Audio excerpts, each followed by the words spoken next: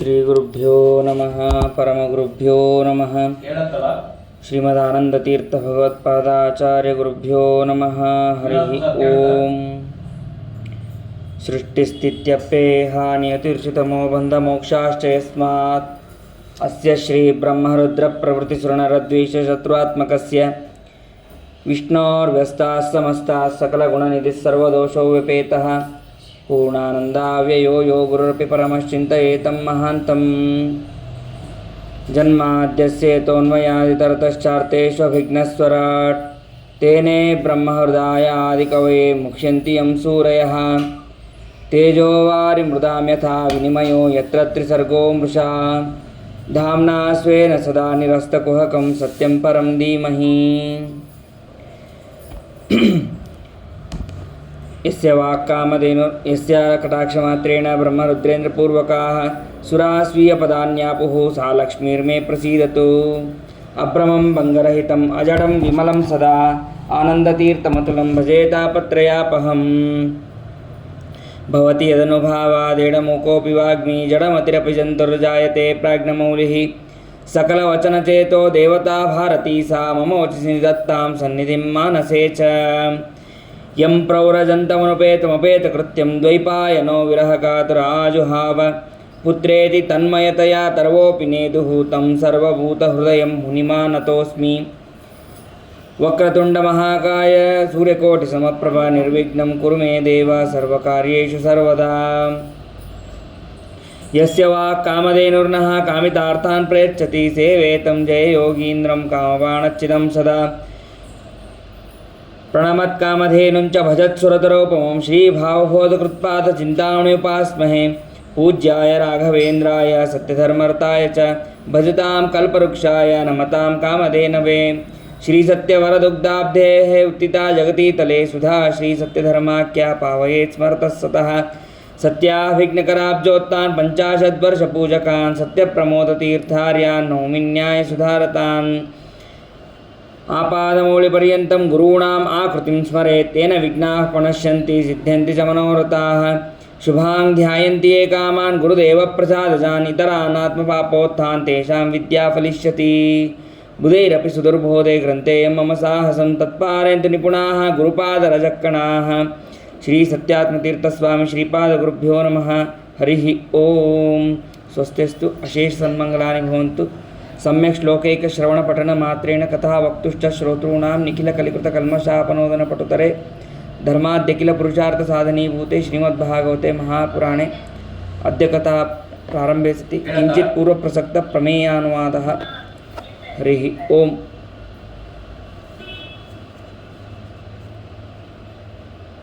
ಭಾಗವತವನ್ನು ಯಾವಾಗಲೂ ಕೂಡ ಕೇಳಲೇಬೇಕು.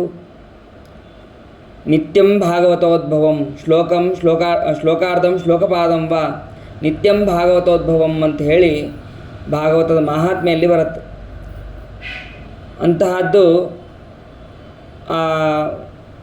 ದಿನಕ್ಕೆ ಒಂದು ಶ್ಲೋಕ ಅಥವಾ ಶ್ಲೋಕದ ಅರ್ಧ ಶ್ಲೋಕದ ಪಾದವನ್ನಾದರೂ ಆ ಭಾಗವತದ ಚಿಂತನೆಯನ್ನು ಮಾಡಬೇಕು ಅಂತ ಹೇಳಿ ಭಾಗವತದ ಮಹಾತ್ಮೆಯಲ್ಲಿ ಹೇಳ್ತದೆ. ಈಗ ಪ್ರೋಷ್ಠಪದಿ ಮಾಸ, ಪ್ರೋಷ್ಠಪದ ಮಾಸ ಅಂತಲೇ ಇದು ಕರೀತಾರೆ. ಪ್ರೋಷ್ಠ ಅಂತಂದರೆ ಶ್ರೇಷ್ಠ ಅಂತ ಅರ್ಥ. ಶ್ರೇಷ್ಠವಾದಂತಹ ಮಾಸ ಅದು ಪ್ರೋಷ್ಠಪಾದ ಮಾಸ ಅಂತ. ಇನ್ನೊಂದು ಹುಣ್ಣಿಮೆ ದಿನ ಪೂರ್ವಭಾದ್ರಪದ ಅಥವಾ ಉತ್ತರಾಭಾದ್ರಪದ ನಕ್ಷತ್ರ ಇದ್ದರೆ ಅದಕ್ಕೆ ಭಾದ್ರಪದ ಮಾಸ ಅಂತ ಹೇಳಿ ಕರೀತಾರೆ. ಆ ಭಾದ್ರಪದ ಅದು ಪೂರ್ವಭಾದ್ರಪದ ಅಥವಾ ಉತ್ತರಾಭಾದ್ರಪದ ಆಗಿರಬಹುದು, ಅದು ಶ್ರೇಷ್ಠ ಅಂತ ಕರೆಸ್ಕೊಳ್ಳುತ್ತೆ. ಅದಕ್ಕಾಗಿ ಪ್ರೋಷ್ಠಪದ ಅಂತ ಹೇಳಿ ಕರೀತಾರೆ. ಈ ಮಾಸದಲ್ಲೇ ಯಾಕೆ ಭಾಗವತವನ್ನು ವಿಶೇಷವಾಗಿ ಶ್ರವಣವನ್ನು ಮಾಡಬೇಕು ಅಂತಂದರೆ, ಪರೀಕ್ಷಿತ ರಾಜರು ಅವರು ಶ್ರವಣ ಮಾಡಿದ್ದು ಇದೇ ನವಮಿಯಿಂದ ಹುಣ್ಣಿಮೆ ತನಕ ಅವರು ಸಪ್ತಾಹ ಕ್ರಮದಲ್ಲಿ ಶ್ರವಣವನ್ನು ಮಾಡ್ತಾರೆ.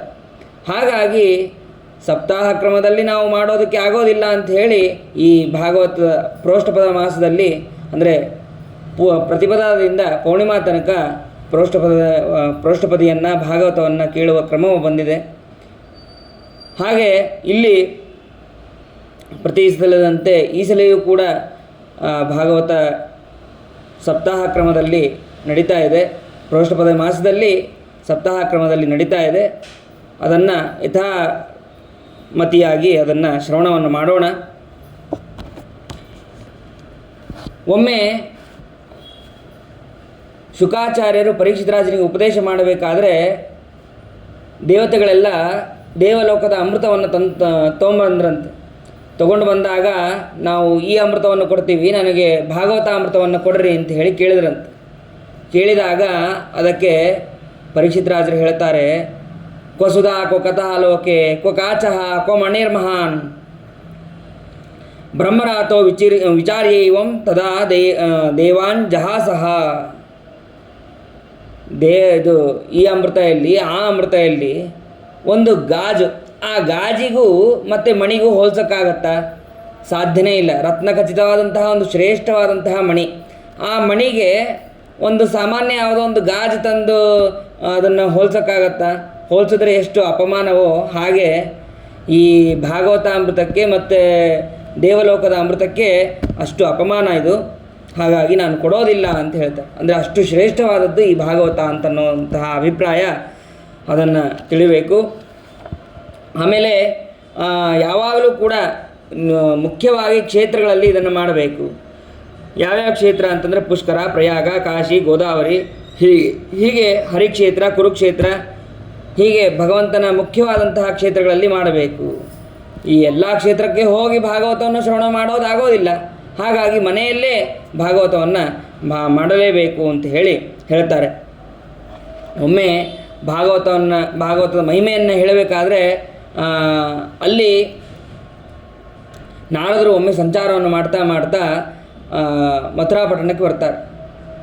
ಮಥುರಾಪಟ್ಟಣಕ್ಕೆ ಬಂದಾಗ ಅಲ್ಲಿ ವೃದ್ಧರಾದಂತಹ ಇಬ್ಬರು ಸ್ತ್ರೀಯರು ಮತ್ತು ತರುಣರಾದ ಒಬ್ಬರು ಸ್ತ್ರೀಯರು ಇರ್ತಾರೆ. ನೋಡ್ತಾರೆ, ಯಾರು ನೀನು, ಏನು ಎತ್ತ ಅಂತ ಕೇಳ್ತಾರೆ. ಇಲ್ಲ, ನಾನು ಭಕ್ತಿ ಅಂತ ಹೇಳಿ, ಇವರಿಗೂ ಜ್ಞಾನ ಮತ್ತು ವೈರಾಗ್ಯ ಅಂತ ಹೇಳಿ, ಹೀಗೆ ನನ್ನ ಮಕ್ಕಳು. ಮಜಾ ಏನು ಅಂತಂದರೆ, ಮಕ್ಕಳು ವೃದ್ಧರಾಗಿರ್ತಾರೆ, ಆದರೆ ತಾಯಿ ಸ್ವಲ್ಪ ತರುಣರಾಗಿರ್ತಾಳೆ. ಇದು ಲೋಕದಲ್ಲಿ ನಡೆಯೋದೇ ಇಲ್ಲ. ಯಾವಾಗಲೂ ಕೂಡ ತಾಯಿ ಅವಳು ವೃದ್ಧಳಾಗಿರ್ತಾಳೆ, ಆದರೆ ಮಕ್ಕಳು ತರುಣರಾಗಿರ್ತಾರೆ. ಇದು ವಿಚಿತ್ರವಾಗಿದೆಯಲ್ಲ ಅಂತ ಹೇಳಿ ಅವರು ಏನಾಯಿತು ಏನು ಅಂತ ಕೇಳಿದಾಗ, ಇಲ್ಲ, ಕೃಷ್ಣ ಪರಂಧಾಮಕ್ಕೆ ಹೋದ, ಅದಾದಮೇಲೆ ನಮ್ಮನ್ನು ಯಾರೂ ಅಷ್ಟು ವಿಚಾರಣೆ ಮಾಡ್ತಾ ಇಲ್ಲ, ಭಕ್ತಿಯಿಂದ ಭಗವಂತನನ್ನು ಧ್ಯಾನ ಮಾಡ್ತಾ ಇಲ್ಲ, ಜ್ಞಾನ ಎಲ್ಲ ನಷ್ಟವಾಗಿ ಹೋಗಿದೆ, ಏನು ಮಾಡಬೇಕು ಅಂತ ಕೇಳಿದಾಗ ಅದಕ್ಕೆ ತಮಗೆ ಗೊತ್ತಿದ್ದಂತಹ ಎಲ್ಲ ವೇದ ಉಪನಿಷತ್ತು ಎಲ್ಲವನ್ನು ಕೂಡ ಪುರಾಣಗಳನ್ನು ಎಲ್ಲವನ್ನು ಕೂಡ ಹೇಳಿದ್ರಂತೆ. ಎಷ್ಟು ಎಲ್ಲವನ್ನು ಹೇಳಿದ್ರೆ ಸ್ವಲ್ಪ ಅಲ್ಲಾಡಿ ಮತ್ತೆ ಮಲ್ಕೊಂಡ್ಬಿಡ್ತಂತೆ. ಅದಕ್ಕೆ ಎಲ್ಲ ಪುರಾಣ, ಇತಿಹಾಸ ಮತ್ತು ವೇದಗಳನ್ನು ಎಲ್ಲವನ್ನು ಕೂಡ ಉಪನಿಷತ್ತು ಎಲ್ಲವನ್ನು ಹೇಳಿದ್ರು ಯಾಕೆ ಹಿಂಗಾಯಿತು ಅಂತಂದು ವಿಚಾರ ಮಾಡಿದರೆ, ಇಲ್ಲ, ಅದಕ್ಕೆ ಭಾಗವತವನ್ನು ಶ್ರವಣ ಮಾಡಿಸ್ಬೇಕು ಅಂತ ಹೇಳಿಸ್ತಂತೆ. ಆವಾಗ ಆ ಸನಸುಜಾತ ಅವ್ರ ಹತ್ರ ಹೋಗಿ ಭಾಗವತವನ್ನು, ಈ ಭಕ್ತಿ, ಜ್ಞಾನ, ವೈರಾಗ್ಯ ಇವುಗಳನ್ನು ಕರೆದುಕೊಂಡು ಹೋಗಿ ಅಲ್ಲಿ ಭಾಗವತದ ಮಹಿಮೆ ಹೇಳಿದ ಕೂಡಲೇ ಅವರಿಗೆ ಉತ್ಸುಕತೆಯಿಂದ, ಉತ್ಸಾಹದಿಂದ ಶ್ರವಣ ಮಾಡುವಂತಹ ಶಕ್ತಿ ಬಂತು. ಮತ್ತು ಅಷ್ಟೇ ಅಲ್ಲ, ಅವರೆಲ್ಲರೂ ಎಲ್ಲಿರಬೇಕು, ಅವರಿಗೊಂದು ಸ್ಥಳ ಬೇಕಲ್ಲ ಅಂತಂದರೆ ಎಲ್ಲರ ಭಕ್ತರ ಮನಸ್ಸಿನಲ್ಲಿ ಯಾವಾಗಲೂ ಕೂಡ ನೆಲೆಸಿರಬೇಕು ಅಂತ ಹೇಳ್ತಾರೆ. ಅದಾದ ಮೇಲೆ ಒಬ್ಬ ರಾಜ, ಬ್ರಾಹ್ಮಣ, ಅವನು ತುಂಗ ತೀರದಲ್ಲಿ ಒಬ್ಬನಿರ್ತಾನೆ. ಅವನು ಬಹಳ ಧರ್ಮಿಷ್ಠನಾಗಿರ್ತಾನೆ. ಆತ್ಮದೇವ ಅಂತ ಹೇಳಿ ತುಂಗಭದ್ರಾ ತಟದಲ್ಲಿ ಅವನಿರ್ತಾನೆ. ಅವನು ಬಹಳ ಧರ್ಮಿಷ್ಠನಾಗಿರ್ತಾನೆ, ಆದರೆ ಮಕ್ಕಳಾಗಿರೋದಿಲ್ಲ, ಕಾರಣಾಂತರದಿಂದ ಮಕ್ಕಳಾಗಿರೋದಿಲ್ಲ. ಅವನಿಗೆ ಒಬ್ಬ ಋಷಿಗಳ ಹತ್ರ ಹೋಗಿ ಅವನು ನಮಗೆ ಮಕ್ಕಳಾಗಬೇಕು ಅಂತ ಹೇಳಿ ಕೇಳ್ತಾನೆ. ಮಕ್ಕಳಾಗಬೇಕು ಅಂತ ಕೇಳಿದಾಗ ಅದಕ್ಕೆ ಸರಿ ಆಯ್ತಪ್ಪ ಅಂತ ಹೇಳಿ ಅವರು ಒಂದು ಫಲವನ್ನು ಅಭಿಮಂತ್ರಿಸಿ ಕೊಡ್ತಾರೆ. ಅಭಿಮಂತ್ರಿಸಿ ಕೊಟ್ಟಾಗ ಅವನು ಭಕ್ತಿಯಿಂದ ಅದನ್ನು ಸ್ವೀಕಾರ ಮಾಡ್ತಾನೆ. ಪತ್ನಿ ಕೊಡಬೇಕು ಅಂಥೇಳಿ ಋಷಿಗಳಿಂದ ತೊಗೊಂಡು ಬಂದು ಪತ್ನಿ ಕೊಡ್ತಾನೆ. ಆದರೆ ಪತ್ನಿ ಅವಳು ಬಹಳ ದುಷ್ಟಳಾಗಿರ್ತಾಳೆ. ಇದನ್ನು ತಿನ್ನಬೇಕಾ, ಇದನ್ನು ತಿಂದು ನಾನು ಮತ್ತೆ ಗರ್ಭವನ್ನು ಧಾರಣೆ ಮಾಡಬೇಕಾ, ನಾ ಇಷ್ಟು ಸೌಂದರ್ಯವಾಗಿದ್ದಂತಹ ನಾನು ಈ ಗರ್ಭವನ್ನು ಧಾರಣೆ ಮಾಡಿದ್ರೆ ಇನ್ನಷ್ಟು ತೊಂದರೆಗಳು ಜಾಸ್ತಿ ಆಗ್ತಾ ಹೋಗುತ್ತೆ, ಹಾಗಾಗಿ ಈ ಫಲವನ್ನು ಸ್ವೀಕಾರ ಮಾಡೋದಿಲ್ಲ ಅಂತ ಹೇಳಿ ಅವಳು ಬಿಟ್ಟು ಬಿಡ್ತಾಳೆ. ಆವಾಗ ಆ ಹಣ್ಣನ್ನು ಮನೆಯ ಆಕಳಿಗೆ ಹಾಕ್ತಾಳೆ. ಆಕಳಿಗೆ ಹಾಕಿದ ಆ ಆಕಳು ಅದನ್ನು ಆರಾಮಾಗಿ ತಿನ್ಬಿಡತ್ತೆ. ಆದರೆ ಮತ್ತು ರಾಜನಿಗೆ, ಆ ಬ್ರಾಹ್ಮಣನಿಗೆ ಹೇಳಬೇಕಲ್ಲ, ಆತ್ಮದೇವನಿಗೆ, ಅವಳು ಸುಳ್ಳು ಹೇಳ್ತಾಳೆ. ಇಲ್ಲ, ನಾನು ಗರ್ಭಿಣಿಯಾಗೇ ಇದ್ದೇನೆ ಅಂಥೇಳಿ ಬಟ್ಟೆ ಸುತ್ತಕೊಂಡು ಹೀಗೆ ನಾಟಕವನ್ನು ಮಾಡಿ ಹೇಗೆ ಇದು ಮಾಸಕ್ಕೆ ಹೇಗೆ ಬೆಳೆಯಬೇಕೋ ಹಾಗೆ ಅವಳು ನಾಟಕವನ್ನು ಮಾಡ್ತಾ ಇದ್ದಾಳೆ. 9 ತಿಂಗಳಾದಮೇಲೆ ಮತ್ತೆ ಇದು ಗರ್ಭಿಣಿ ಇದ್ದವಳು ಮಗನನ್ನು ಪಡಿಬೇಕಲ್ಲ. ಮಗನನ್ನು ಪಡಿಬೇಕು ಅಂತಂದರೆ ಅದಕ್ಕೆ ತನ್ನ ತಂಗಿ ಹತ್ರ ಹೋಗಿ, ಅವಳು ಕೂಡ ಗರ್ಭಿಣಿ ಇರ್ತಾಳೆ, ಅವಳ ಹತ್ರ ಮಗನನ್ನು ಇಸ್ಕೊಂಡು ಬಂದಿದ್ದಾಳೆ. ಮಗನನ್ನು ಇಸ್ಕೊಂಡು ಬಂದು ಕಾರಣವನ್ನು ಹೇಳ್ತಾಳೆ, ಮತ್ತೆ ಸುಳ್ಳನ್ನು ಹೇಳ್ತಾಳೆ. ಇಲ್ಲ, ನನಗೆ ಏನೋ ರೋಗದಿಂದ ನನಗೆ ಹಾಲು ಬರ್ತಾ ಇಲ್ಲ, ಹಾಗಾಗಿ ನನ್ನ ತಂಗಿ ಹತ್ರ ನಾನು ಹಾಲು ಕೊಡಿಸ್ತೀನಿ ಅಂತ. ಅದೇ ಸಮಯಕ್ಕೆ ಇಲ್ಲಿ ಸ್ವಲ್ಪ ದಿವಸ ಆದಮೇಲೆ ಯಾವ ಆಕಳಿಗೆ ಹಣ್ಣನ್ನು ತಿನ್ನಿಸಿರ್ತಾಳೋ ಅಲ್ಲಿಂದ ಒಂದು ಶ್ರೇಷ್ಠನಾದಂತಹ ಒಬ್ಬ ಮಗ ಹುಟ್ಟುತ್ತಾನೆ. ಯಾವತ್ತೂ ಕೂಡ ಬ್ರಾಹ್ಮಣರ ತಪಸ್ಸು ಸರ್ವಥಾ ವ್ಯರ್ಥ ಆಗೋದಿಲ್ಲ. ಅಲ್ಲಿ ಶ್ರೇಷ್ಠನಾದಂತಹ ಸತ್ಪುತ್ರನಾಗ್ತಾನೆ. ಅವನಿಗೆ ಗೋಕರ್ಣ ಅಂತೆನ್ನುವಂತಹ ನಾಮಕರಣವನ್ನು ಮಾಡ್ತಾರೆ. ಅದಾದ ಮೇಲೆ ಇಲ್ಲಿ ದುಂದುಕಾರಿ ಅಂತ ಹೇಳಿ ಅವನಿಗೆ ನಾಮಕರಣವನ್ನು ಮಾಡಿದ್ದಾರೆ. ಮೊದಲೇ ತಾಯಿ ದುಷ್ಟ, ಅದರಂತೆ ಇವನು ಕೂಡ ದುಷ್ಟನಾಗಿದ್ದಾನೆ. ಇವನು ಕೂಡ ಸ್ವಭಾವ ಹಾಗೇ ಹೋಗಿದೆ. ಆಮೇಲೆ ಗೋಕರ್ಣ ಅವನಿಗೆ ಶ್ರೇಷ್ಠವಾದಂತಹ ಅದು ಆಕಳನಂತೆ ಕಿವಿ ಇತ್ತು, ಅದಕ್ಕಾಗಿ ಗೋಕರ್ಣ ಅಂತ ಹೇಳಿ ಅವನಿಗೆ ನಾಮಕರಣವನ್ನು ಮಾಡಿದ್ದಾರೆ.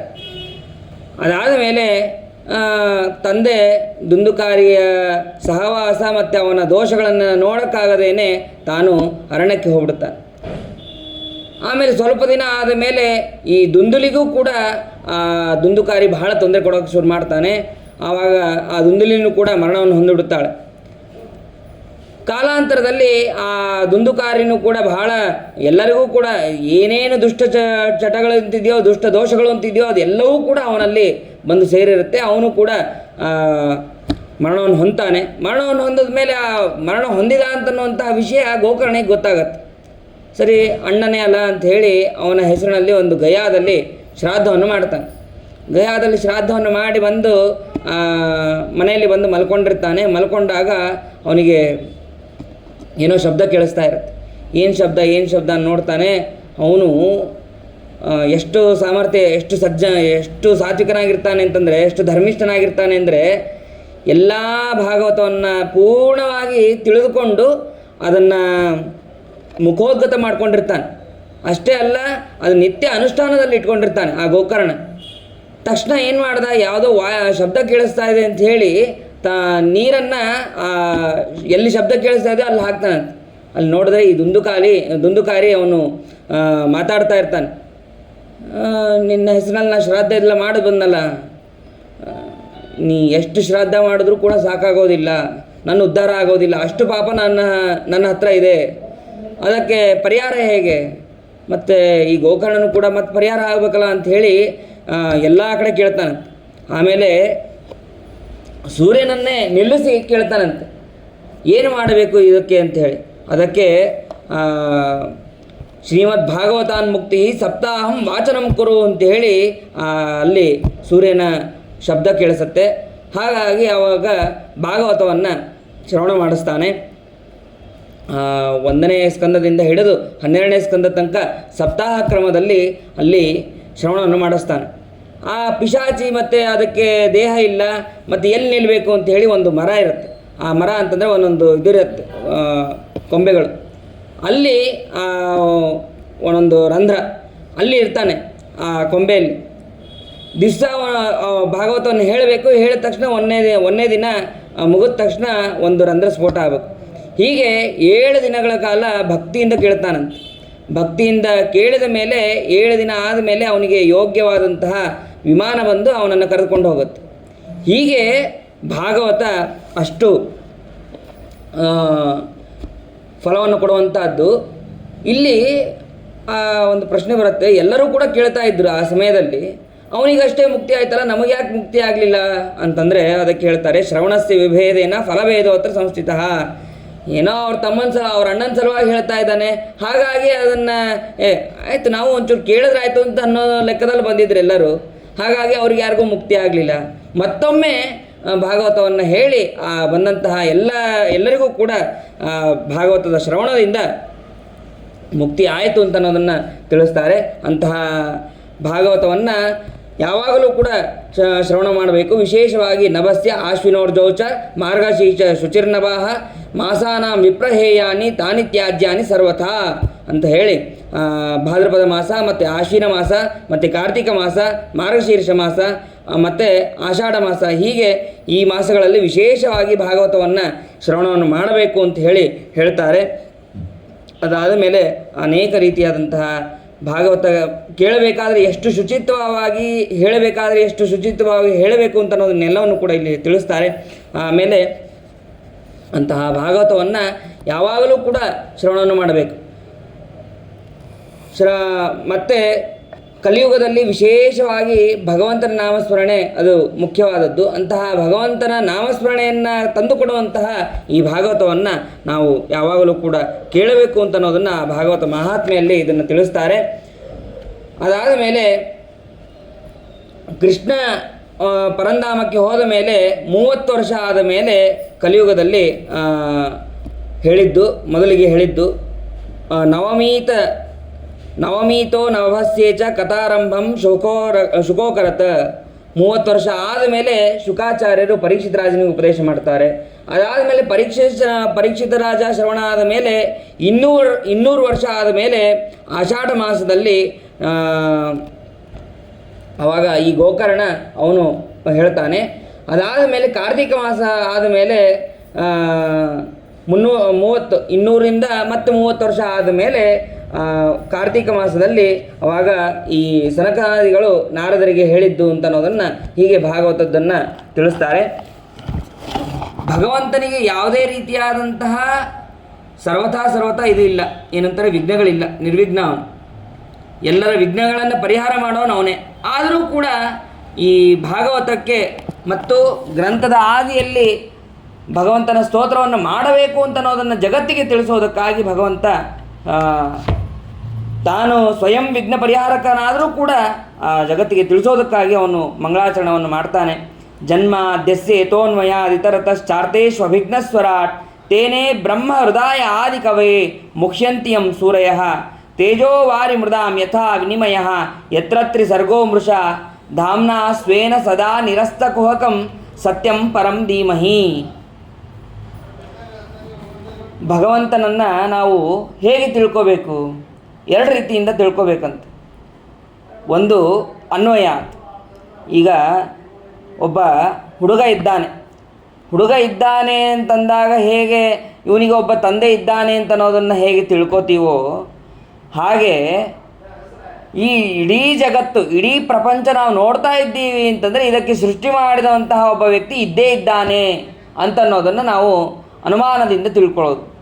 ಇನ್ನೊಂದು ಅನೇಕ ವಿಧವಾದಂತಹ ಪ್ರಮಾಣಗಳಿಂದ ಅದನ್ನು ತಿಳ್ಕೊಳ್ಳೋದು. ಈ ಜನ್ಮಾದಿಗಳಿಗೆ ಕಾರಣವಾದವನು ಯಾರು? ಬೇರೆ ಯಾರೂ ಅಲ್ಲ, ಅವನು ಸ್ವತಂತ್ರನಾದಂತಹ ಭಗವಂತ ಅನ್ನೋದನ್ನು ಅಲ್ಲಿ ತಿಳಿಸ್ತಾರೆ. ಮತ್ತು ಆ ಭಗವಂತ ಹೇಗಿದ್ದಾನೆ ಅಂತಂದರೆ ಅರ್ಥೇಶು ಅಭಿಘ್ನ. ಎಲ್ಲ ರೀತಿಯಾದಂತಹ ಅರ್ಥಗಳನ್ನು ಪೂರ್ಣವಾಗಿ ತಿಳಿದವನು ಅಂದರೆ ಅವನೊಬ್ಬನೇ. ಅರ್ಥೇಶು ಅಭಿಘ್ನ. ಸಕಲ ವೇದಗಳನ್ನು, ಸಕಲ ಪುರಾಣಗಳನ್ನು, ಸಕಲ ಇತಿಹಾಸಗಳನ್ನು ಬರೀದಷ್ಟೇ ಅಲ್ಲ, ನಮ್ಮೆಲ್ಲರ ಜೀವನದ ಶೈಲಿಗಳನ್ನು ಪೂರ್ಣವಾಗಿ ತಿಳಿದವನು ಅವನೊಬ್ಬನೇ. ಅದಕ್ಕೆ ಅವನು ಸರ್ವಜ್ಞ. ಎಲ್ಲವನ್ನೂ ಕೂಡ ತಿಳಿದವನು ಸರ್ವಜ್ಞ. ಆದ್ದರಿಂದ ಅವನು ಅರ್ಥೇಶು ಅಭಿಜ್ಞ. ಮತ್ತೆಂಥವನಾಗಿದ್ದಾನೆ ಅವನು? ಸ್ವರಾಟ್. ನಮಗೆ ನಾವೇನಾದರೂ ಒಂದು ತಪ್ಪು ಮಾಡಿದ್ರೆ ಅಥವಾ ಏನಾದರೂ ಒಂದು ಸರಿ ಮಾಡಿದ್ರೆ ನಮಗೆ ಹೇಳೋದಕ್ಕೆ ಇಲ್ಲ ನೀನು ಚೆನ್ನಾಗಿ ಹೇಳಿದಿ, ನೀನು ಚೆನ್ನಾಗಿ ಮಾಡಿದೀಯಾ, ಆ ಕೆಲಸವನ್ನು ಚೆನ್ನಾಗಿ ಮಾಡಿದೀಯಾ ಅಂತ ಹೇಳೋದಕ್ಕೆ ನಮಗೆ ಯಾರ್ಯಾರು ಇದ್ದಾರೆ. ನಮ್ಮ ತಂದೆ ತಾಯಿ ಅಥವಾ ಹಿರಿಯರು, ನಮ್ಮೆಲ್ಲರ ಒಟ್ಟು ಬಂಧು ಬಳಗ ಎಲ್ಲರೂ ಇದ್ದಾರೆ. ಆದರೆ ಭಗವಂತನಿಗೆ ಹೀಗೆ ಯಾರಾದರೂ ಇದ್ದಾರಾ? ಸರ್ವಥಾ ಇಲ್ಲ. ಸ್ವತಂತ್ರ. ಸರ್ವತಂತ್ರ ಸ್ವತಂತ್ರ ಅವನಿಗೆ ಅವನು ಮಾಡಿದ್ದು ಯಾವಾಗಲೂ ಕೂಡ ಸರಿಯಾಗೇ ಇರುತ್ತೆ. ತಪ್ಪು ಯಾವತ್ತೂ ಕೂಡ ಅವನು ಮಾಡೋದೇ ಇಲ್ಲ. ಮಾಡಿದ್ದೆಲ್ಲವೂ ಕೂಡ ಸರಿಯಾಗೇ ಇರುತ್ತೆ. ಅದನ್ನು ಹೇಳೋದು ಯಾರೂ ಇಲ್ಲ. ಅವನ ಇಚ್ಛೆಯಿಂದ ಬೇಕಾದ್ದು ಮಾಡ್ತಾನೆ. ಅದಕ್ಕೆ ಅವನಿಗೆ ಸ್ವರಾಟ್ ಅಂತ ಕರೀತಾರೆ. ಈ ಸ್ವರಾಟ್ ಅನ್ನೋದಕ್ಕೆ ಅನೇಕ ರೀತಿಯಾದಂತಹ ಅರ್ಥವನ್ನು ಹೇಳ್ತಾರೆ. ಇಡೀ ಜಗತ್ತಿಗೆ ರಾಜನಾಗಿದ್ದಾನೆ, ಆದ್ದರಿಂದ ಸ್ವರಾಟ್. ಅಥವಾ ತನಗೆ ತಾನೇ ರಾಜ, ತನಗೆ ಇನ್ನೊಬ್ಬರು ರಾಜ ಅಂತ ಯಾರೂ ಇಲ್ಲೇ ಇಲ್ಲ, ಸ್ವರಾಟ್. ಆದ್ದರಿಂದ ಅವನು ಕೂಡ ಸ್ವಯಮೇವ ರಾಜತೆ ಇತಿ ಸ್ವರಾಟ್. ಮತ್ತು ಸುಷ್ಟು ಅರಾಟ್, ಇನ್ನೊಬ್ಬ ರಾಜ ಇಲ್ಲ, ಆದ್ದರಿಂದಲೂ ಕೂಡ ಇವನು ಸ್ವರಾಟ್. ಅಥವಾ ಈಗ ಸಾಮಂತರ ರಾಜರೆಲ್ಲ ಇರ್ತಾರೆ, ಆ ಸಾಮಂತರ ರಾಜರ ಮೇಲೆ ಒಬ್ಬ ಚಕ್ರವರ್ತಿ ರಾಜ ಇರ್ತಾನೆ. ಹಾಗೆ ಇವನಿಗೆ ಯಾರು ಇದ್ದಾರಾ? ಸರ್ವಥಾ ಇಲ್ಲ. ರಾಜಾಂತರ ರಹಿತ ಇತಿ ಸ್ವರಾಟ್ ಅಂತ ಹೀಗೆ ತಿಳಿಸ್ತಾರೆ. ಅಥವಾ ಇನ್ನೊಂದು ರೀತಿಯಾದಂತಹ ಅರ್ಥವನ್ನು ಹೇಳ್ತಾರೆ. ಸ್ವ ಅನ್ನುವಂತಹ ಹೆಸರಿದೆ ಇವನಿಗೆ, ಅದು ಬೇರೆ ಯಾರಿಗೂ ಕೂಡ ಇಲ್ಲ. ಸ್ವ ಅನ್ನುವಂತಹ ಹೆಸರು ಅವನೊಬ್ಬನಿಗೆ, ಭಗವಂತನಿಗೆ ಒಬ್ಬನಿಗೆ ಇರೋದು. ಆದ್ದರಿಂದ ಅವನು ಸ್ವರಾಟ್ ಅನ್ನುವಂತಹ ಹೆಸರಿನಿಂದ, ಸ್ವರಾಟ್ ಅನ್ನುವಂತಹ ಸ್ವದಿಂದ ಹೆಸರಿನಿಂದ ಕರೆಸ್ಕೊಳ್ಳೋನು ಅವನೊಬ್ಬನೇ. ಆದ್ದರಿಂದ ಅವನಿಗೆ ಸ್ವರಾಟ್ ಅಂತ ಕರೀತಾರೆ. ಮತ್ತು ತನ್ನನ್ನು ತನ್ನ ಇಚ್ಛೆಯಿಂದಲೇ ಪ್ರಕಾಶ ಮಾಡ್ಕೋತಾನೆ. ಈಗ ಭಗವಂತನ ದರ್ಶನ ಆಗಬೇಕು ಅಂತಂದರೆ ನಾವು ಒಂದು ದೀಪನ ಇರಬೇಕು, ಅಥವಾ ಒಂದು ಏನೋ ಒಂದು ಇರಬೇಕು, ಪ್ರಕಾಶ ಇರಬೇಕು. ಈಗ ಎಲ್ಲ ಬೇಕಾದಷ್ಟು ದೀಪಗಳೆಲ್ಲ ಕಾಣಿಸುತ್ತೆ. ಆವಾಗ ದೀಪದಿಂದನೇ ಆ ಭಗವಂತನನ್ನು ನೋಡಬೇಕಾಗಿ. ಆ ಈಗ ಕೆಲವೊಂದು ಕಡೆ ಎಲ್ಲ ದೀಪನೇ ಇರೋದಿಲ್ಲ ಗರ್ಭಗುಡಿಯಲ್ಲಿ, ಅದನ್ನು ನೋಡಿರಬಹುದು. ಅಲ್ಲಿ ಮಂಗಳಾರತಿ ಮಾಡಿದಾಗ ಮಾತ್ರ ಭಗವಂತನ ಮುಖ ಸುಂದರವಾಗಿ ಕಾಣಿಸುತ್ತೆ. ಹಾಗೆ ಆ ಮಂಗಳಾರತಿ ಮಾಡಬೇಕಾದರೂ ಕೂಡ ಭಗವಂತ ದರ್ಶನ ಕೊಡಬೇಕು ಅಂತಂದರೆ ಅದಕ್ಕೆ ಭಗವಂತನೇ ಪ್ರೇರಣೆ ಮಾಡ್ತಾನೆ ಅಲ್ವಾ. ತನ್ನ ಪ್ರಕಾಶದಿಂದಲೇ ತಾನು ದರ್ಶನವನ್ನು ಕೊಡ್ತಾನೆ. ಆದ್ದರಿಂದಲೂ ಕೂಡ ಅವನು ಸ್ವರಾಟ್ ಅಂತ ಹೇಳಿ ಹೀಗೆ ಮತ್ತೆ ಕರೀತಾರೆ. ಮತ್ತು ಸುತರಾಮ್ ಅರಂ ಅಟತಿ ಇತಿ ಸ್ವರಾಟ್. ಚೆನ್ನಾಗಿ ಚಕ್ರದಂತೆ ಇವನು ತಿರುಗ್ತಾ ಇರ್ತಾನೆ, ಆದ್ದರಿಂದಲೂ ಕೂಡ ಸ್ವರಾಟ್. ಅಂದರೆ ಚಕ್ರದಂತೆ ತಿರುಗ್ತಾ ಇರ್ತಾನೆ ಅಂತಂದರೆ ಒಂದೇ ಕಡೆ ಇದ್ದಾನಲ್ಲ, ಕ್ಷೀರಸಾಗರದಲ್ಲಿ ಇದ್ದಾನಲ್ಲ ಅಂತಂದರೆ ನಮ್ಮ ಮನಸ್ಸಿನಲ್ಲಿ ಎಲ್ಲರ ಮನಸ್ಸಿನಲ್ಲೂ ಕೂಡ ಇದ್ದಾನೆ, ಎಲ್ಲರ ಹೃದಯದಲ್ಲೂ ಕೂಡ ಇದ್ದಾನೆ, ಎಲ್ಲರ ವಿಚಾರಗಳನ್ನು ಕೂಡ ತಿಳಿದವನಾಗಿದ್ದಾನೆ. ಆದ್ದರಿಂದಲೂ ಕೂಡ ಅವನು ಸ್ವರಾಟ್ ಅಂತ ಹೇಳಿ ಕರೀತಾರೆ. ಇಂತಹ ಸರ್ವತಂತ್ರ ಸ್ವತಂತ್ರನಾದವನು ಆ ಭಗವಂತ.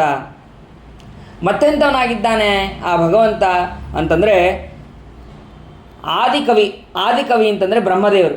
ಆ ಬ್ರಹ್ಮದೇವರಿಗೆ ಎಲ್ಲ ರೀತಿಯಾದಂತಹ ಶಾಸ್ತ್ರಗಳನ್ನು ಉಪದೇಶ ಮಾಡ್ತಾನೆ. ಉಪದೇಶ ಮಾಡಿದ್ರೆ ಏನೋ ಬ್ರಹ್ಮದೇವರಪ್ಪ ನನ್ನ ಮಗ ಅಂತೇಳಿ ಉಪದೇಶ ಮಾಡೋದಲ್ಲ, ಪ್ರೀತಿಯಿಂದ ಮಾಡ್ತಾನೆ. ಪ್ರೀತಿಯಿಂದ ಮಾಡಿದರೂ ಕೂಡ ಅದನ್ನು ಅರ್ಥ ಆಗುವ ಹಾಗೆ ಮಾಡೋದು ಕೂಡ ಭಗವಂತನೇ. ತೇನೇ ಬ್ರಹ್ಮ ಹೃದಯ ಆದಿಕವೇ ಮುಖ್ಯಂತಿ ಎಂ ಸೂರ್ಯ. ಆ ಭಗವಂತನ ಅನುಗ್ರಹ ಇಲ್ಲ ಅಂತಂದರೆ ಎಲ್ಲ ದೇವತೆಗಳು ಕೂಡ ಮುಖ್ಯಂತಿ, ಮೋಹಕ್ಕೆ ಒಳಗಾಗ್ತಾರೆ. ಅದಾದ ಮೇಲೆ ಈ ಭಗವಂತ 3 ವಿಧವಾದಂತಹ ಸೃಷ್ಟಿಯನ್ನು ಮಾಡ್ತಾನೆ. ಒಂದು ಜೀವ ಸೃಷ್ಟಿ, ಒಂದು ಈಶ ಸೃಷ್ಟಿ, ಒಂದು ಜಡ ಸೃಷ್ಟಿ ಅಂತ ಹೇಳಿ ಹೀಗೆ 3 ವಿಧವಾದಂತಹ ಸೃಷ್ಟಿಯನ್ನು ಮಾಡ್ತಾನೆ. ಒಂದೊಂದಕ್ಕೆ ಒಂದೊಂದು ಉದಾಹರಣೆಯನ್ನು ಕೊಡ್ತಾರೆ.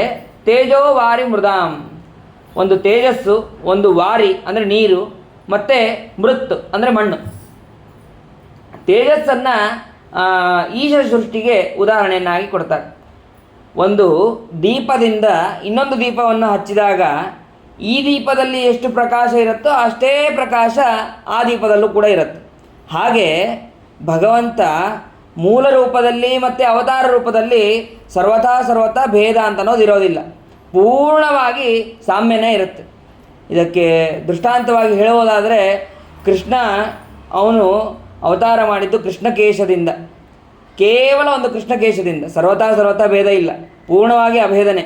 ದೃಷ್ಟಾಂತಕ್ಕಾಗಿ ಹೇಳ್ತಾ ಇರೋದು. ಆ ಕೃಷ್ಣನ ಅವತಾರ ಆದಾಗಲೂ ಕೂಡ ಗರುಡದೇವರು ಮೂಲ ರೂಪಕ್ಕೆ ಸಮರ್ಪಣೆ ಮಾಡಬೇಕಾದಂತಹ ಕಿರೀಟವನ್ನು ಆ ಕೃಷ್ಣನಿಗೆ ಸಮರ್ಪಣೆ ಮಾಡ್ತಾರೆ. ಅದು ಮತ್ತೇನು ಸ್ವಲ್ಪ ಆ ಕಡೆ ಈ ಕಡೆ ಆಯಿತಾ? ಏನೂ ಇಲ್ಲ, ಪೂರ್ಣವಾಗಿ ಸರಿಯಾಗಿ ಕೊಡೋದು. ಹಾಗೆ ದೀಪದಿಂದ ಒಂದು ದೀಪಕ್ಕೆ ಎಷ್ಟು ಅಂದರೆ ಪ್ರಕಾಶದಲ್ಲಿ ಎಷ್ಟು ಸಾಮ್ಯ ಇದೆಯೋ ಅದೇ ರೀತಿಯಾಗಿ ಆ ಭಗವಂತನ ಅವತಾರಗಳಲ್ಲಿ ಕೂಡ ಯಾವುದೇ ರೀತಿಯಾದಂತಹ ಭೇದ ಇಲ್ಲ. ಮತ್ತು ವಾರಿ ಅಂತಂದರೆ ನೀರು.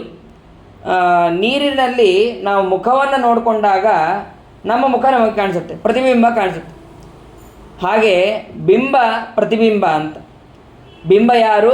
ಭಗವಂತ. ಪ್ರತಿಬಿಂಬ ನಾವೆಲ್ಲ ಜೀವರಾಶಿಗಳು. ಮತ್ತು ಪೂರ್ಣವಾಗಿ ಸಾದೃಶ್ಯ ಬಂತಲ್ಲ ಇಲ್ಲೂ ಕೂಡ ಭಗವಂತನ ಪ್ರತಿಬಿಂಬದಂತೆ ನಾವು ಕೂಡ ಇದ್ದೀವಲ್ಲ ಅಂತಂದರೆ ಸರ್ವತಃ ಹಾಗಿಲ್ಲ. ತತ್ಸದೃಶತ್ವೇ ಸ್ಥಿತಿ ತದಧೀನತ್ವೇ ಸ್ಥಿತಿ ತತ್ಸದೃಶತ್ವ ಅಂತ ಹೇಳ್ತಾರೆ. ಅವನ ಅಧೀನದಲ್ಲಿ ಅವನ ಸದೃಶರಾಗಿ ಇದ್ದೇವೆ. ಭಗವಂತ ಆ ನೀರಿನಲ್ಲಿ ನೋಡಬೇಕಾದ್ರೆ ತನ್ನ ಎಲ್ಲ 10 ಅವಯವಗಳನ್ನು ತೋರಿಸೋದಿಲ್ಲ, ಅಥವಾ ಅನಂತ ಅವಯವಗಳಿದೆ ಭಗವಂತನಿಗೆ, ಅದು ಯಾವುದನ್ನು ತೋರಿಸೋದಿಲ್ಲ.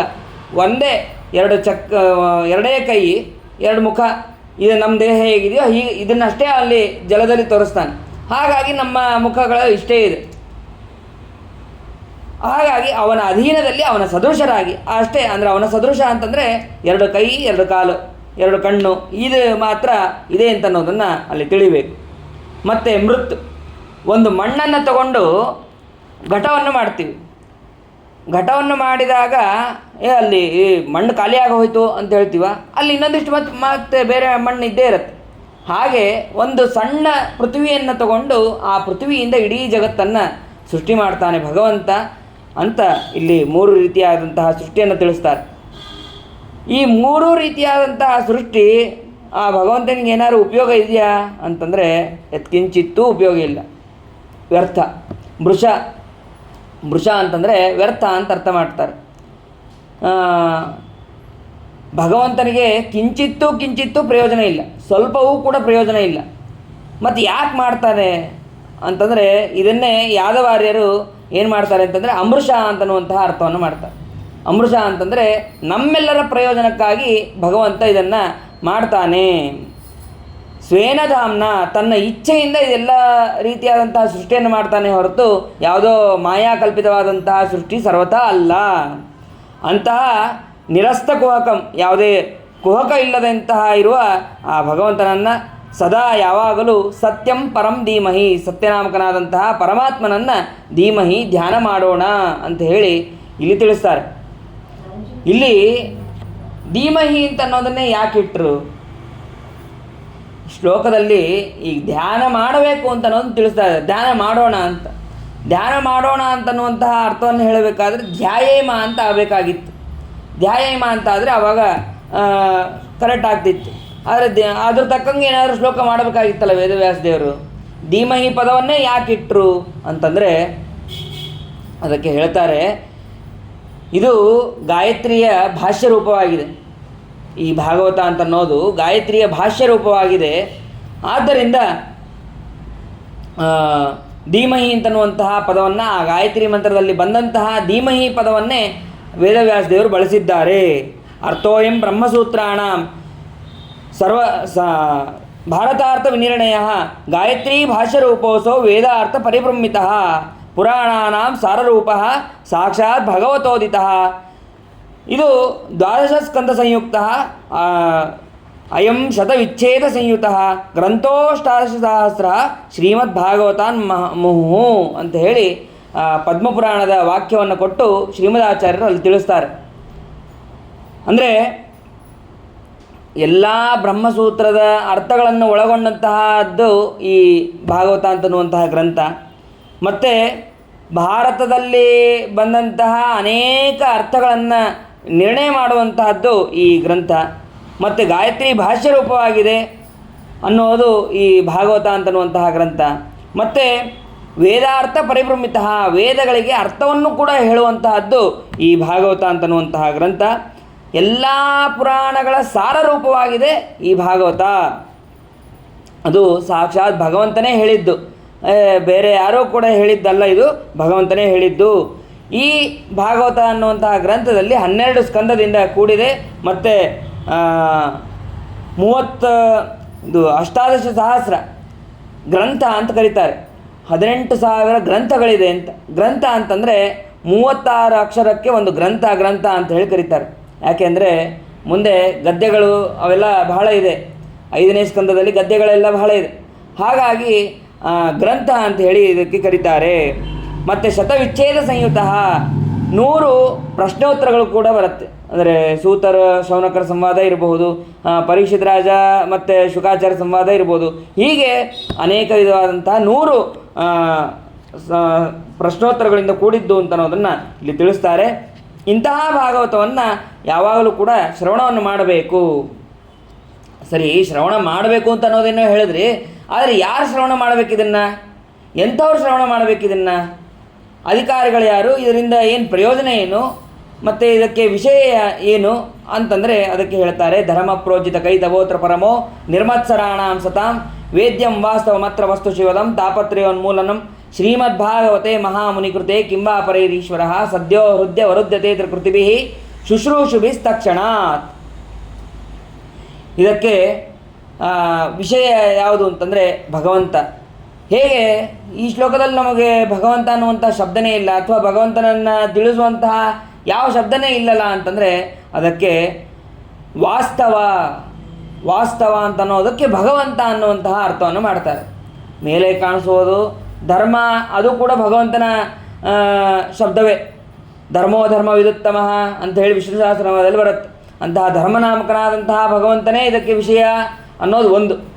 ಇಲ್ಲಿ ಶ್ಲೋಕದಲ್ಲಿ ತಿಳಿಸೋದು ವಾಸ್ತವ ಅನ್ನೋ ಶಬ್ದದಿಂದ ಭಗವಂತ, ಅಂತಹ ವಾಸ್ತವ ವಸ್ತು, ಈ ಶಬ್ದದಿಂದ ಭಗವಂತನನ್ನು ತಿಳಿಸ್ತಾರೆ. ಇದನ್ನು ಎಂಥವರು ಶ್ರವಣ ಮಾಡಬೇಕು? ಪ್ರೋಜ್ಜಿತ ಕೈತವ, ಯಾವುದೇ ರೀತಿಯಾದಂತಹ ನಿಷ್ಕಾಮ ಅದು ಸಕಾಮ ಇರಬಾರ್ದು, ಕಪಟ ಇರಬಾರ್ದು. ಪ್ರೋಜಿತ ಅಂತಂದರೆ ಕಪಟ ಅಂತ ಅರ್ಥ. ಆ ಕಪಟ ಇಲ್ಲದೇ ಇದ್ದವರು ಇದನ್ನು ಶ್ರವಣ ಮಾಡಬೇಕು ಅಂತ ಅನ್ನೋದನ್ನು ತಿಳಿಸ್ತಾರೆ. ಆಮೇಲೆ ಇಲ್ಲಿ ವ್ಯಾಖ್ಯಾನವನ್ನು ಮಾಡಬೇಕಾದ್ರೆ ಧರ್ಮಪುಷ್ಪ ಅರ್ಥಪತ್ರ ಕಾಮಪಲ್ಲವ ಸಂಯುತ ಅನ್ನೋದನ್ನು ಇಲ್ಲಿ ತಿಳಿಸ್ತಾರೆ. ವೇದ ಅನ್ನುವಂತಹ ವೃಕ್ಷ, ಆ ವೃಕ್ಷದಲ್ಲಿ ಈ ಧರ್ಮ ಅನ್ನೋದೇ ಪುಷ್ಪವಾಗಿದೆ, ಮತ್ತು ಅರ್ಥ ಅನ್ನೋದೇ ಪತ್ರಗಳಾಗಿದೆ, ಕಾಮ ಅಂತ ಅನ್ನೋದು ಪಲ್ಲವಗಳಾಗಿದೆ, ಫಲ ಯಾವುದು ಅಂತಂದರೆ ಮೋಕ್ಷ ಅಂತ ಅನ್ನೋದೇ ಫಲ. ಇದೆಲ್ಲವನ್ನು ಕೂಡ ಅಲ್ಲಿ ತಿಳಿಸ್ತಾರೆ. ಆಮೇಲೆ ಈ ಭಾಗವತವನ್ನು ಶ್ರವಣ ಮಾಡೋದರಿಂದ ನಮಗೇನು ಸಿಗತ್ತೆ ಅಂತಂದರೆ ಭಗವಂತ ಹೃದಯದಲ್ಲಿ ನಿಲ್ಲಿಸ್ತಾನಂತೆ. ಸದ್ಯೋ ಹೃದಯ ವರುದ್ಯತೇತ್ರ ಕೃತಿಭಿ ಶುಶ್ರೂಷುಭಿ ತಕ್ಷಣ. ಯಾರು ಭಕ್ತಿಯಿಂದ ಶ್ರವಣ ಮಾಡಿರ್ತಾರೋ ಅವರಿಗೆ ಭಗವಂತ ಹೃದಯದಲ್ಲಿ ಬಂದು ನೆಲೆಸ್ತಾನಂತೆ. ಹೃದಯದಲ್ಲಿ ಬಂದು ನೆಲೆಸಬೇಕು ಅಂತಂದರೆ ಅದೇನು ಸಾಮಾನ್ಯ ಅಲ್ಲ, ಅದಕ್ಕೆ ಎಷ್ಟೋ ಸಾಧನೆಗಳು ಬೇಕು. ಹಾಗೆ ಭಾಗವತವನ್ನು ಭಕ್ತಿಯಿಂದ ಶ್ರವಣ ಮಾಡಿದರೆ ಭಗವಂತ ಬಂದು ಹೃದಯದಲ್ಲಿ ನೆಲೆಸ್ತಾನೆ. ಅಲ್ಲ, ನಾವು ಯಾವಾಗಲೂ ಭಾಗವತವನ್ನು ಶ್ರವಣ ಮಾಡ್ತಾನೇ ಇದ್ದೀವಿ, ಮತ್ತು ಇನ್ನೂ ನಮ್ಮ ಹೃದಯದಲ್ಲಿ ಭಗವಂತ ಬಂದು ನೆಲೆಸೇ ಇಲ್ಲಲ್ಲ ಅಂತಂದರೆ ಅದಕ್ಕೆ ನಾವು ಸರಿಯಾಗಿ ಭಕ್ತಿಯಿಂದ ಮಾಡಿಲ್ಲ ಒಂದು. ಇನ್ನೊಂದೇನು ಅಂತಂದರೆ ತಕ್ಷಣಾತ್ ಅನ್ನೋದಕ್ಕೆ ಈ ರೀತಿಯಾಗಿ ಅರ್ಥವನ್ನು ಮಾಡ್ತಾರೆ. ತಕ್ಷಣಾತ್, ಯಾರು ಬಹಳ ಭಕ್ತಿಯನ್ನು ಮಾಡಿರ್ತಾರೋ ಅವರಿಗೆ ಆ ಕ್ಷಣದಲ್ಲೇ ಭಗವಂತ ಬಂದು ಸೇರಿಸ್ತಾನೆ. ಇಲ್ಲ, ಒಟ್ಟು ಆ ಜನ್ಮದಲ್ಲಿ ಅಥವಾ ಅವರ ಭಕ್ತಿಗೆ ಅನುಗುಣವಾಗಿ ಭಗವಂತ ಬಂದು ನೆಲೆಸ್ತಾನೆ ಅಂತ ಅನ್ನೋದನ್ನು ಅಲ್ಲಿ ತಿಳಿಸ್ತಾರೆ. ಸರಿ, ಇಂತಹ ಮೋಕ್ಷವನ್ನು ಕೊಡುವಂತಹ ಫಲವನ್ನು, ಅಮೃತವನ್ನು ಯಾವಾಗ ಪಾನ ಮಾಡಬೇಕು? ಇದಕ್ಕೇನಾದರೂ ಈಗ ನಿನ್ನೆ ಋಷಿಪಂಚಮಿ ಆಯಿತು, ಆ ಋಷಿಪಂಚಮಿ ಪ್ರಾರಂಭ ಆದ ತಕ್ಷಣ ಇದಕ್ಕೆ ಒಂದು ಉದ್ಯಾಪನೆ ಅಂತ ಅನ್ನೋದಿದೆ. ಹಾಗೆ ಇದಕ್ಕೇನಾದ್ರು ಉದ್ಯಾಪನೆ ಅಂತ ಏನಾದ್ರು ಇದೆಯಾ? ಯಾವಾಗಾದ್ರೂ ಶ್ರವಣ ಮಾಡಿ ಆಯ್ತು ಇದಕ್ಕೆ ಉದ್ಯಾಪನೆ ಅಂತ ಯಾವಾಗಾರು ಮಾಡಬೇಕಾ ಅಂತಂದರೆ ಅದಕ್ಕೆ ಹೇಳ್ತಾರೆ, ನಿಗಮಕಲ್ಪತರೋರ್ಗಲಿತಂ ಫಲಂ ಶುಕಮುಖಾದಮೃತದ್ರವ ಸಂಯುತಂ ಪಿಬತ ಭಾಗವತಂ ರಸಮಾಲಯಂ ಮುಹುರಹೋ ರಸಿಕಾ ಭುವಿ ಭಾವುಕಾಹ. ಈ ಭಾಗವತಾಮೃತವನ್ನು ಯಾವಾಗಲೂ ಪಾನ ಮಾಡಬೇಕಂತ. ಇದು ಎಂಥದ್ದಿದು ಅಂತಂದರೆ ನಿಗಮಕಲ್ಪತರೋರ್ಗಲಿತಂ ಫಲಂ, ಆ ವೇದ ಎಂಬಂತಹ ವೃಕ್ಷದಿಂದ ಉದುರಿದಂತಹ ಈ ಮರದಿಂದ ಯಾವುದೇ ಒಂದು ಹಣ್ಣು ಕೆಳಗೆ ಬೀಳಬೇಕಾದ್ರೆ ಗಿಳಿ ಕಚ್ಚಿರುತ್ತಂತೆ. ಗಿಳಿ ಕಚ್ಚಿದರೆ ಅದು ಬಹಳ ಮಾಧುರ್ಯವಾಗಿದೆ, ಬಹಳ ಸಿಹಿಯಾಗಿದೆ ಅಂತನ್ನುವಂತಹದ್ದು ನಾವು ಲೋಕದಲ್ಲಿ ನೋಡ್ತೀವಿ. ಹಾಗೆ ವೇದ ಎಂಬಂತಹ ವೃಕ್ಷದಿಂದ ಬಿದ್ದಂತಹ ಫಲ ಮತ್ತು ಶುಕಮುಖಾದ ಅಮೃತದ್ರವ ಸಂಯುಕ್ತ, ಅಮೃತಕ್ಕೆ ಸಮಾನವಾದದ್ದಿದು. ಮತ್ತು ಶುಕಾಚಾರ್ಯನೆಂಬ ಗಿಳಿಯಿಂದ, ಶುಕ ಅಂತ ಅನ್ನೋದಕ್ಕೆ ಗಿಳಿ ಅಂತಲೂ ಅರ್ಥ ಇದೆ, ಆ ಶುಕಾಚಾರ್ಯರೆಂಬ ಋಷಿಗಳಿಂದ ಇದು ಕಚ್ಚಿದ್ದು, ಅಂದರೆ ಹೇಳಿದ್ದು, ಉಪದೇಶವಾದದ್ದು. ಆದ್ದರಿಂದ ಇದನ್ನು ಶ್ರವಣ ಮಾಡಬೇಕು ಮತ್ತು ಪಾನ ಮಾಡಬೇಕು.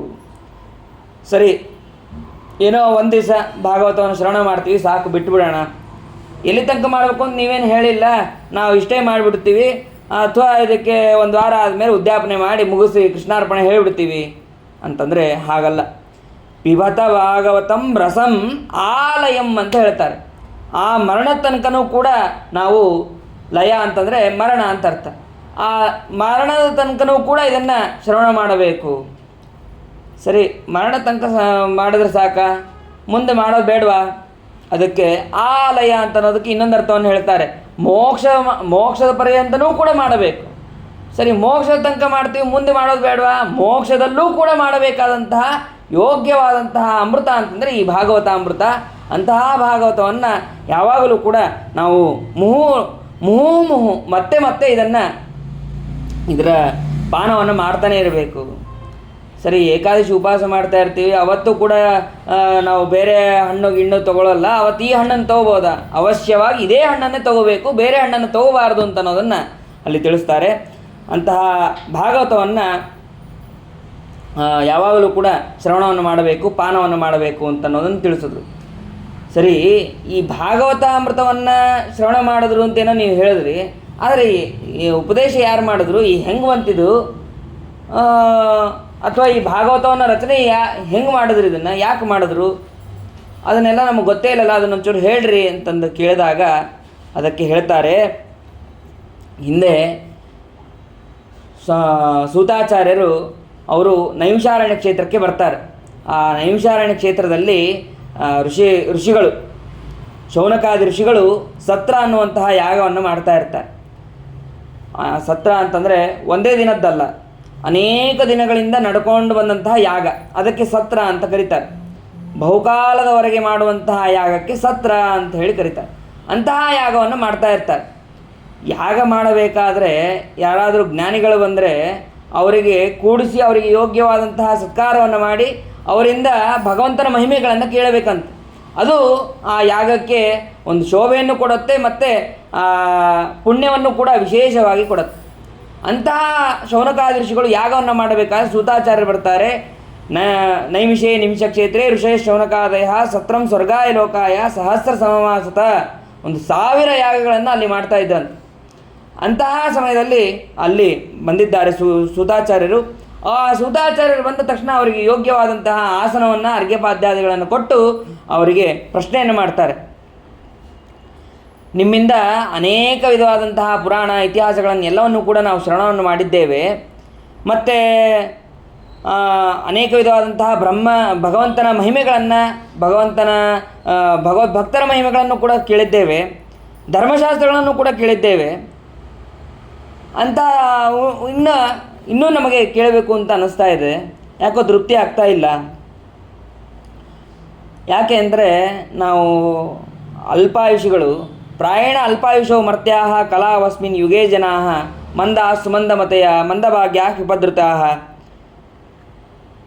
ಮನುಷ್ಯರಲ್ಲಿ ಸಾಮಾನ್ಯವಾಗಿ ಅವರಿಗೆ ಅಲ್ಪಾಯುಷಿಗಳು ಇರ್ತದೆ. ಹಾಗಾಗಿ ಕಲಿಯುಗದಲ್ಲಂತೂ ವಿಶೇಷವಾಗಿ ಯಾವಾಗ ಮರಣವನ್ನು ಹೊಂತೀವಿ ಗೊತ್ತಿಲ್ಲ, ಯಾವಾಗ ಹೇಗೆ ಅವಸ್ಥೆ ಇರುತ್ತೆ ಅಂತ ಅನ್ನೋದು ಗೊತ್ತಿರೋದಿಲ್ಲ, ಮತ್ತು ನಮಗೆ ಭಾರಿ ಬುದ್ಧಿ ಇದೆಯಾ ಅದು ಕೂಡ ಇರೋದಿಲ್ಲ. ಮಂದಾಹ ಸುಮಂದಮತೆಯ, ಬುದ್ಧಿಯು ಕೂಡ ಪೂರ್ಣವಾಗಿ ದಡ್ಡತನವಾಗಿ ಹೋಗಿರುತ್ತೆ. ಆದರೆ ನಾವೇ ಭಾರಿ ಶಾಣೆ ಅಂತ ಅಂದ್ಕೊಂಡು ಕೂತಿರ್ತೀವಿ. ಅದು ಮಂದಭಾಗ್ಯ ಉಪದ್ರುತ, ಮತ್ತು ಭಾಗ್ಯನೂ ಕೂಡ ಇರೋದಿಲ್ಲ. ಅಷ್ಟೇ ಅಲ್ಲ, ನಮಗೆ ಭೂರಿ ಕರ್ಮಾಣಿ, ಕೆಲಸಕ್ಕೆ ಬಾರಲಾರದ ಕೆಲಸಗಳೇ ಬೇಕಾದಷ್ಟಿರುತ್ತೆ. ಅಂಥದ್ರಲ್ಲಿ ಭಗವಂತನ ಮಹಿಮೆಯನ್ನು ಶ್ರವಣ ಮಾಡಬೇಕು ಅಂತನ್ನುವಂತಹ ವಿಚಾರಣೆ ಬರೋದಿಲ್ಲ. ಆದ್ದರಿಂದ ನಮಗೆ ಈಗ ಭಗವಂತನ ಮಹಿಮೆಯನ್ನು ತಿಳಿಸ್ರಿ ಅಂತ ಹೇಳಿ ಅವರು ಪ್ರಶ್ನೆಯನ್ನು ಮಾಡ್ತಾರೆ. ನೀವು ಯಾನಿ ವೇದ ವಿಧಾಂ ಶ್ರೇಷ್ಠ ಭಗವಾನ್ ಬಾದರಾಯಣರು ಯಾವುದನ್ನು ತಿಳಿದಿದ್ದರೋ ಅದೆಲ್ಲವನ್ನು ಕೂಡ ನೀವು ತಿಳಿದಿದ್ದೀರಿ ಅಂತ ಹೇಳಿ ಈ ಶ್ಲೋಕದಲ್ಲಿ ಅನಿಸುತ್ತೆ. ವೇದವ್ಯಾಸದೇವರೇ ರಚನೆ ಮಾಡಿದ್ದು, ಹಿಂಗ್ಯಾಕೆ ರಚನೆ ಮಾಡಬೇಕಾಗಿತ್ತು ಅಂತಂದರೆ ಅಸುರಜನ ಮೋಹನಕ್ಕಾಗಿ ಅಲ್ಲಲ್ಲಿ ಭಗವಂತ ಈ ರೀತಿಯಾದಂತಹ ಶ್ಲೋಕಗಳನ್ನು ಮಾಡಿ ಅವರಿಗೆ ಮೋಹವನ್ನು ಉಂಟು ಮಾಡ್ತಾ ಇರ್ತಾರೆ. ಇಲ್ಲೇನು ತಿಳ್ಕೋಬೇಕು ಅಂತಂದರೆ ವೇದವ್ಯಾಸ ದೇವರು ತಿಳಿದಂಥ ಎಲ್ಲವನ್ನೂ ಕೂಡ ಇವರು ತಿಳಿದಿಲ್ಲ. ಸೂತಾಚಾರ್ಯರು ಬಹಳ ಸಣ್ಣವರು.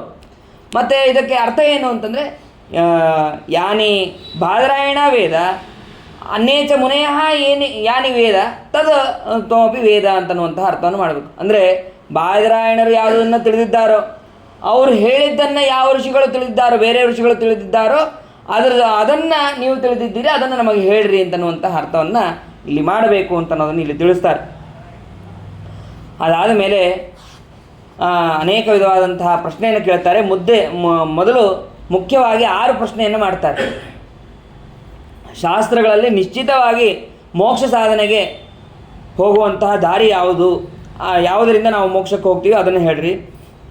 ಮತ್ತು ಭಗವಂತನ ಅವತಾರಗಳು ಯಾವಾಗಲೂ ಭಕ್ತರ ಹಿತಕ್ಕಾಗಿ ತಾನೇ ಆಗತ್ತೆ, ಅದನ್ನು ಹೇಳ್ರಿ.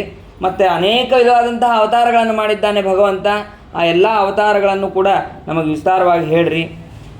ಆಮೇಲೆ ಕೃಷ್ಣ ದೇವಕಿಯ ಮತ್ತು ವಸುದೇವನ ಗರ್ಭದಲ್ಲಿ ವಸುದೇವನ ಮಗನಾಗಿ ಹುಟ್ಟಿದವನು ಯಾವ ಕಾರಣದಿಂದ ಅಲ್ಲಿ ಹುಟ್ಟಿದವನು ಅದನ್ನು ಕೂಡ ವಿಸ್ತಾರವಾಗಿ ಹೇಳ್ರಿ. ಮತ್ತು ಈ ಭಗವಂತ ತನ್ನ ಅವತಾರಗಳನ್ನು ಮಾಡೋದು ಯಾಕೆ, ಅಥವಾ ತನ್ನ ಏನು ಬೇರೆಯವರು ಯಾರೋ ಒಂದು ಶಕ್ತಿ ಕೊಟ್ಟು ಮಾಡ್ತಾನೋ ಅಥವಾ ತನ್ನ ಶಕ್ತಿಯಿಂದನೇ ಮಾಡ್ತಾನೋ, ಸ್ವೇಚ್ಛೆಯಿಂದ ಮಾಡ್ತಾನೋ, ಆ ಅವತಾರಗಳನ್ನು ನಡೆಸ್ತಾನ, ಅದು ಹೇಗೆ, ಅದನ್ನು ಕೂಡ ತಿಳಿಸ್ರಿ. ಕೊನೆಗೆ ಒಂದು ಪ್ರಶ್ನೆ ಕೇಳ್ತಾನೆ. ಬ್ರೂಹಿ ಯೋಗೇಶ್ವರೇ ಕೃಷ್ಣೇ ಬ್ರಹ್ಮಣ್ಯೇ ಧರ್ಮಕರ್ಮಣಿ ಸ್ವಾಕಾಷ್ಟ ಮದನೋಪೇತೆ ಧರ್ಮಕ್ಕಂ ಶರಣಂಗತಃ. ಕೃಷ್ಣ ಪರಂಧಾಮಕ್ಕೆ ಹೋದ ಮೇಲೆ ಧರ್ಮ ಯಾರನ್ನು ಶರಣ ಹೊಂದಿತ್ತು ಅದನ್ನು ಕೂಡ ನಮಗೆ ತಿಳಿಸ್ರಿ ಅಂತ ಹೇಳಿ ಹೀಗೆ 6 ಪ್ರಶ್ನೆಯನ್ನು ಮಾಡ್ತಾರೆ. 6 ಪ್ರಶ್ನೆಯನ್ನು ಮಾಡಿದ ಮೇಲೆ ಅದಕ್ಕೆ ಉತ್ತರವನ್ನು ಕೊಡ್ತಾ ಹೋಗ್ತಾರೆ ಕ್ರಮವಾಗಿ. ಅದೇ ಭಾಗವತ ಅಂತ ಹೇಳಿ ನಾವು ತಿಳಿಬೇಕು. ಸೂತಾಚಾರ್ಯರು ಅದಕ್ಕೆ ಮೊದಲಿಗೆ ಪ್ರಾರ್ಥನೆಯನ್ನು ಮಾಡ್ತಾರೆ. ತಮ್ಮ ಗುರುಗಳನ್ನು ಸ್ತೋತ್ರ ಮಾಡುವ ಮೂಲಕ ಅವರು ಪ್ರಾರಂಭ ಮಾಡ್ತಾರೆ. ಯಂ ಪ್ರವ್ರಜಂತ ಮನುಪೇತಮಪೇತ ಕೃತ್ಯಂ ದ್ವೈಪಾಯನೋ ವಿರಹ ಕಾತುರ ಆಜುಹಾವ ಪುತ್ರೇತಿ ತನ್ಮಯತೆಯ ತರವೋಪಿ ನೇದುಹು ತಂ ಸರ್ವಭೂತ ಹೃದಯಂ ಮುನಿಮಾನತೋಸ್ಮಿ. ಇಲ್ಲಿ ಶುಕಾಚಾರ್ಯರನ್ನು ವಿಶೇಷವಾಗಿ ಅವರು ಸ್ತೋತ್ರ ಮಾಡ್ತಾರೆ. ಯಾಕೆ ಅಂದರೆ ಶುಕಾಚಾರ್ಯರ ಹತ್ರ ಇವರಿಗೆ ಉಪದೇಶ ಆಗಿರುತ್ತೆ. ಆ ಶುಕಾಚಾರ್ಯರನ್ನು ಸ್ತೋತ್ರವನ್ನು ಮಾಡಿ ಆಮೇಲೆ ಭಗವಂತನನ್ನು ಸ್ತೋತ್ರ ಮಾಡ್ತಾರೆ. ಅಂದರೆ ಮೊದಲಿಗೆ ಗುರುಗಳನ್ನು ಸ್ತೋತ್ರ ಮಾಡಿ ಆಮೇಲೆ ಭಗವಂತನನ್ನು ಸ್ತೋತ್ರ ಮಾಡಬೇಕು ಅಂತ ಅನ್ನೋದನ್ನು ಕೂಡ ನಮಗೆ ತಿಳಿಸ್ತಾರೆ. ಇಲ್ಲಿ ಶ್ಲೋಕದಲ್ಲಿ ಹೇಳಬೇಕಾದ್ರೆ ಶುಕಾಚಾರ್ಯರು ಒಮ್ಮೆ ಆಶ್ರಮವನ್ನು ತಗೊಳ್ಳೋದಕ್ಕೆ, ಸನ್ಯಾಸಾಶ್ರಮವನ್ನು ತಗೊಳ್ಳೋದಕ್ಕೆ ಅಂತ ಹೋಗ್ತಾ ಇರ್ತಾರಂತೆ. ಹೋಗಬೇಕಾದ್ರೆ ವೇದವ್ಯಾಸ ದೇವರು ಪುತ್ರ ಅಂತ ಹೇಳಿ ಕರೆದ್ರಂತೆ. ಪುತ್ರ ಅಂತ ಕರೆದಾಗ ಶುಕಾಚಾರ್ಯ ಉತ್ತರ ಕೊಡಬೇಕಾಗಿತ್ತು. ನಾನು ಎದುರುಗಡೆ ಒಬ್ಬ ರಾಮ ಅಂತ ಹೋಗ್ತಾ ಇರ್ತಾನೆ, ಆ ರಾಮನನ್ನು ಕರೆಯೋದು ಬಿಟ್ಟು ಕೃಷ್ಣ ಅಂತ ಕರೆದಾಗ ರಾಮನು ಕೂಡ ಉತ್ತರ ಕೊಟ್ಟರೆ ಅದು ಕರೆದಿದ್ದ ನಾನು ಕೃಷ್ಣನನ್ನು ರಾಮ ಯಾಕೆ ಉತ್ತರ ಕೊಟ್ಟ ಅಂತಂತೀವಿ. ಇಲ್ಲಿ ಶುಕಾಚಾರ್ಯರನ್ನು ಕರೀತಾರೆ, ಆದರೆ ಉತ್ತರ ಕೊಟ್ಟಿದ್ದು ಮಾತ್ರ ಎಲ್ಲ ಗಿಡಗಳು ಕೊಟ್ರಂತೆ. ಅಲ್ಲಿದ್ದಂತಹ ಎಲ್ಲ ಗಿಡ ಮರಗಳು ಎಲ್ಲವೂ ಕೂಡ ಉತ್ತರ ಕೊಟ್ಟವಂತೆ. ನಾ ಇಲ್ಲೇ ಇದ್ದೀನಪ್ಪ, ಅಪ್ಪ ನಾ ಇಲ್ಲೇ ಇದ್ದೀನಿ ಅಂತ. ಆಶ್ಚರ್ಯ ಆಯಿತು. ಕರೆದಿದ್ದು ಶುಕಾಚಾರ್ಯರನ್ನು, ಉತ್ತರ ಕೊಟ್ಟಿದ್ದು ಗಿಡ ಮರಗಳು, ಇದೇ ಹೆಂಗೆ ಸಾಧ್ಯ ಅಂತಂದರೆ ಅದಕ್ಕೆ ಹೇಳ್ತಾರೆ ಸರ್ವಭೂತ ಹೃದಯಂ. ಶ್ಲೋಕದಲ್ಲಿ ಸರ್ವಭೂತ ಹೃದಯ ಅಂತಿದೆ. ಆ ಸರ್ವಭೂತ ಹೃದಯದಲ್ಲಿ ಅಂತರ್ಗತರಾದವರು ಯಾರು? ಯಾವಾಗಲೂ ಕೂಡ ಮನೋನಿಯಾಮಕರಾದಂತಹ ರುದ್ರದೇವರು. ಆ ರುದ್ರದೇವರು ಬೇರೆ ಅಲ್ಲ, ಶುಕಾಚಾರ್ಯ ಬೇರೆ ಅಲ್ಲ. ಆದ್ದರಿಂದ ಉತ್ತರ ಕೊಟ್ಟಿದ್ದು ಸರಿ. ಅಹಂಕಾರಾತ್ಮಕೋ ರುದ್ರ ಶುಕೋ ದ್ವೈಪಾಯನಾತ್ಮಜ. ಅಹಂಕಾರಾತ್ಮಕ ರುದ್ರರೇ ಶುಕಾಚಾರ್ಯರಾಗಿ ಅವತಾರವನ್ನು ಮಾಡಿದ್ದಾರೆ. ಆದ್ದರಿಂದ ತಪ್ಪಿಲ್ಲ. ಇಲ್ಲಿ ಅನುಪೇತ ಅಂತ ಶಬ್ದ ಇದೆ ಶ್ಲೋಕದಲ್ಲಿ ಅನುಪೇತ ಅಂತಂದರೆ ಉಪನಯನನೇ ಆಗಿಲ್ವಾ ಅಂತಂದರೆ ಉಪನಯನ ಆಗಿಲ್ಲ ಅಂಥೇಳಿ ಬೇರೆ ಪರಕೀಯರೇ ಅರ್ಥ ಮಾಡ್ತಾರೆ. ಆದರೆ ಹಾಗಲ್ಲ. ಅದಕ್ಕೆ ಶ್ರೀಮದಾಚಾರ್ಯ ಹೇಳ್ತಾರೆ ದೇಹಾಭಿಮಾನ ರಹಿತ ಅಂತನ್ನುವಂತಹ ಅರ್ಥವನ್ನು ಬರೀತಾರೆ. ಯಾವುದೇ ರೀತಿಯಾದಂತಹ ದೇಹಾಭಿಮಾನ ಅವರಿಗೆ ಇರಲಿಲ್ಲ. ಉಪನಯನ ಆಗಿಲ್ಲ ಅಂತಂದರೆ ಸನ್ಯಾಸಾಶ್ರಮ ಯಾಕೆ ತಗೋತಾ ಇದ್ರು ಅವರು? ಉಪನಯನ ಆಗಿದ್ದಕ್ಕೆ ಸನ್ಯಾಸಾಶ್ರಮವನ್ನು ತಗೋತಾ ಇದ್ರು ಅನ್ನೋದನ್ನು ತಿಳಿಸೋದಕ್ಕೆ ದೇಹಾಭಿಮಾನ ರಹಿತ ಅಂತನ್ನುವಂತಹ ಅರ್ಥವನ್ನು ಇಲ್ಲಿ ತಿಳಿಸ್ತಾರೆ. ಅಂತಹ ಸರ್ವಭೂತ ಹೃದಯದಲ್ಲಿ ವಾಸವನ್ನು ಮಾಡಿದರಂತಹ ಶುಕಾಚಾರ್ಯರಿಗೆ ನಮಸ್ಕಾರವನ್ನು ಮಾಡ್ತೀನಿ ಅಂತ ಹೇಳಿ ತಿಳಿಸ್ತಾ ಇದ್ದಾರೆ. ಆಮೇಲೆ ನಾರಾಯಣಂ ನಮಸ್ಕೃತ್ಯ ನರಂ ಚೈವ ನರೋತ್ತಮಂ ದೈವೀಂ ಸರಸ್ವತೀಂ ವ್ಯಾಸಂ ತಥೋ ಗ್ರಂಥ ಮುದೀರಯೇ. ನಾರಾಯಣ ಮತ್ತು ನರೋತ್ತಮ ಅಂತಂದರೆ ವಾಯುದೇವರು ಮತ್ತು ಶೇಷದೇವರು, ಲಕ್ಷ್ಮೀದೇವಿ ಮತ್ತು ಸರಸ್ವತೀ ದೇವಿ ಮತ್ತು ಗ್ರಂಥಕರ್ತೃಗಳಾದಂತಹ ವೇದವ್ಯಾಸ ದೇವರು, ಇವರೆಲ್ಲರನ್ನು ಕೂಡ ನಮಸ್ಕಾರವನ್ನು ಮಾಡಿ ಈ ಗ್ರಂಥವನ್ನು ನಾನು ಹೇಳ್ತೇನೆ ಅಂತ ಹೇಳಿ ಅವರು ಪ್ರತಿಜ್ಞೆಯನ್ನು ಮಾಡ್ತಾರೆ. ನೀವು ಭಗವಂತನ ವಿಷಯಕವಾಗಿ ಏನು ಪ್ರಶ್ನೆಯನ್ನು ಮಾಡಿದ್ದೀರೋ ಅದು ಬಹಳ ಯೋಗ್ಯವಾದದ್ದು. ಯಾಕೆ ಅಂತಂದರೆ ಭಗವಂತನಲ್ಲಿ ಯಾವಾಗಲೂ ಕೂಡ ಮನಸ್ಸು ಆಸಕ್ತವಾಗಿರಬೇಕು. ಒಂದು ವೇಳೆ ಆಸಕ್ತ ಆಗಿಲ್ಲ ಅಂತಂದರೆ ಅದೆಲ್ಲ ಕೂಡ ವ್ಯರ್ಥ ಆಗೋಗುತ್ತೆ. ನೋತ್ಪಾದೇ ಯದಿರತಿಂ ಶ್ರಮ ಏವಹಿ ಕೇವಲಂ. ನಾವು ಎಷ್ಟೇ 4 ತಾಸು 5 ತಾಸು ಕೂತು ಆ ಭಗವಂತನ ಹತ್ರ ಕೂತು ಏನೋ ಕೆಲಸಗಳನ್ನು ಮಾಡಿದ್ರೂ ಕೂಡ, ಪಾಠ ಪ್ರವಚನ ಶ್ರವಣ ಏನೇ ಮಾಡಿದ್ರೂ ಕೂಡ ಅಲ್ಲಿ ಭಕ್ತಿ ಇರಲಿಲ್ಲ ಅಂತಂದರೆ, ಆಸಕ್ತಿ ಇಲ್ಲ ಅಂತಂದರೆ ಅದೆಲ್ಲವೂ ಕೂಡ ಕೇವಲ ಶ್ರಮ ಅಷ್ಟೆ. ಆ ಟೈಮ್ ವೇಸ್ಟು, ನಾವು ಕೂತಿದ್ದು ಶ್ರಮ ವೇಸ್ಟು, ಶ್ರಮ ಆಗುತ್ತಷ್ಟೇ ಹೊರತು ಭಕ್ತಿ ಇಲ್ಲ ಅಂತಂದರೆ ಆಗೋದಿಲ್ಲ.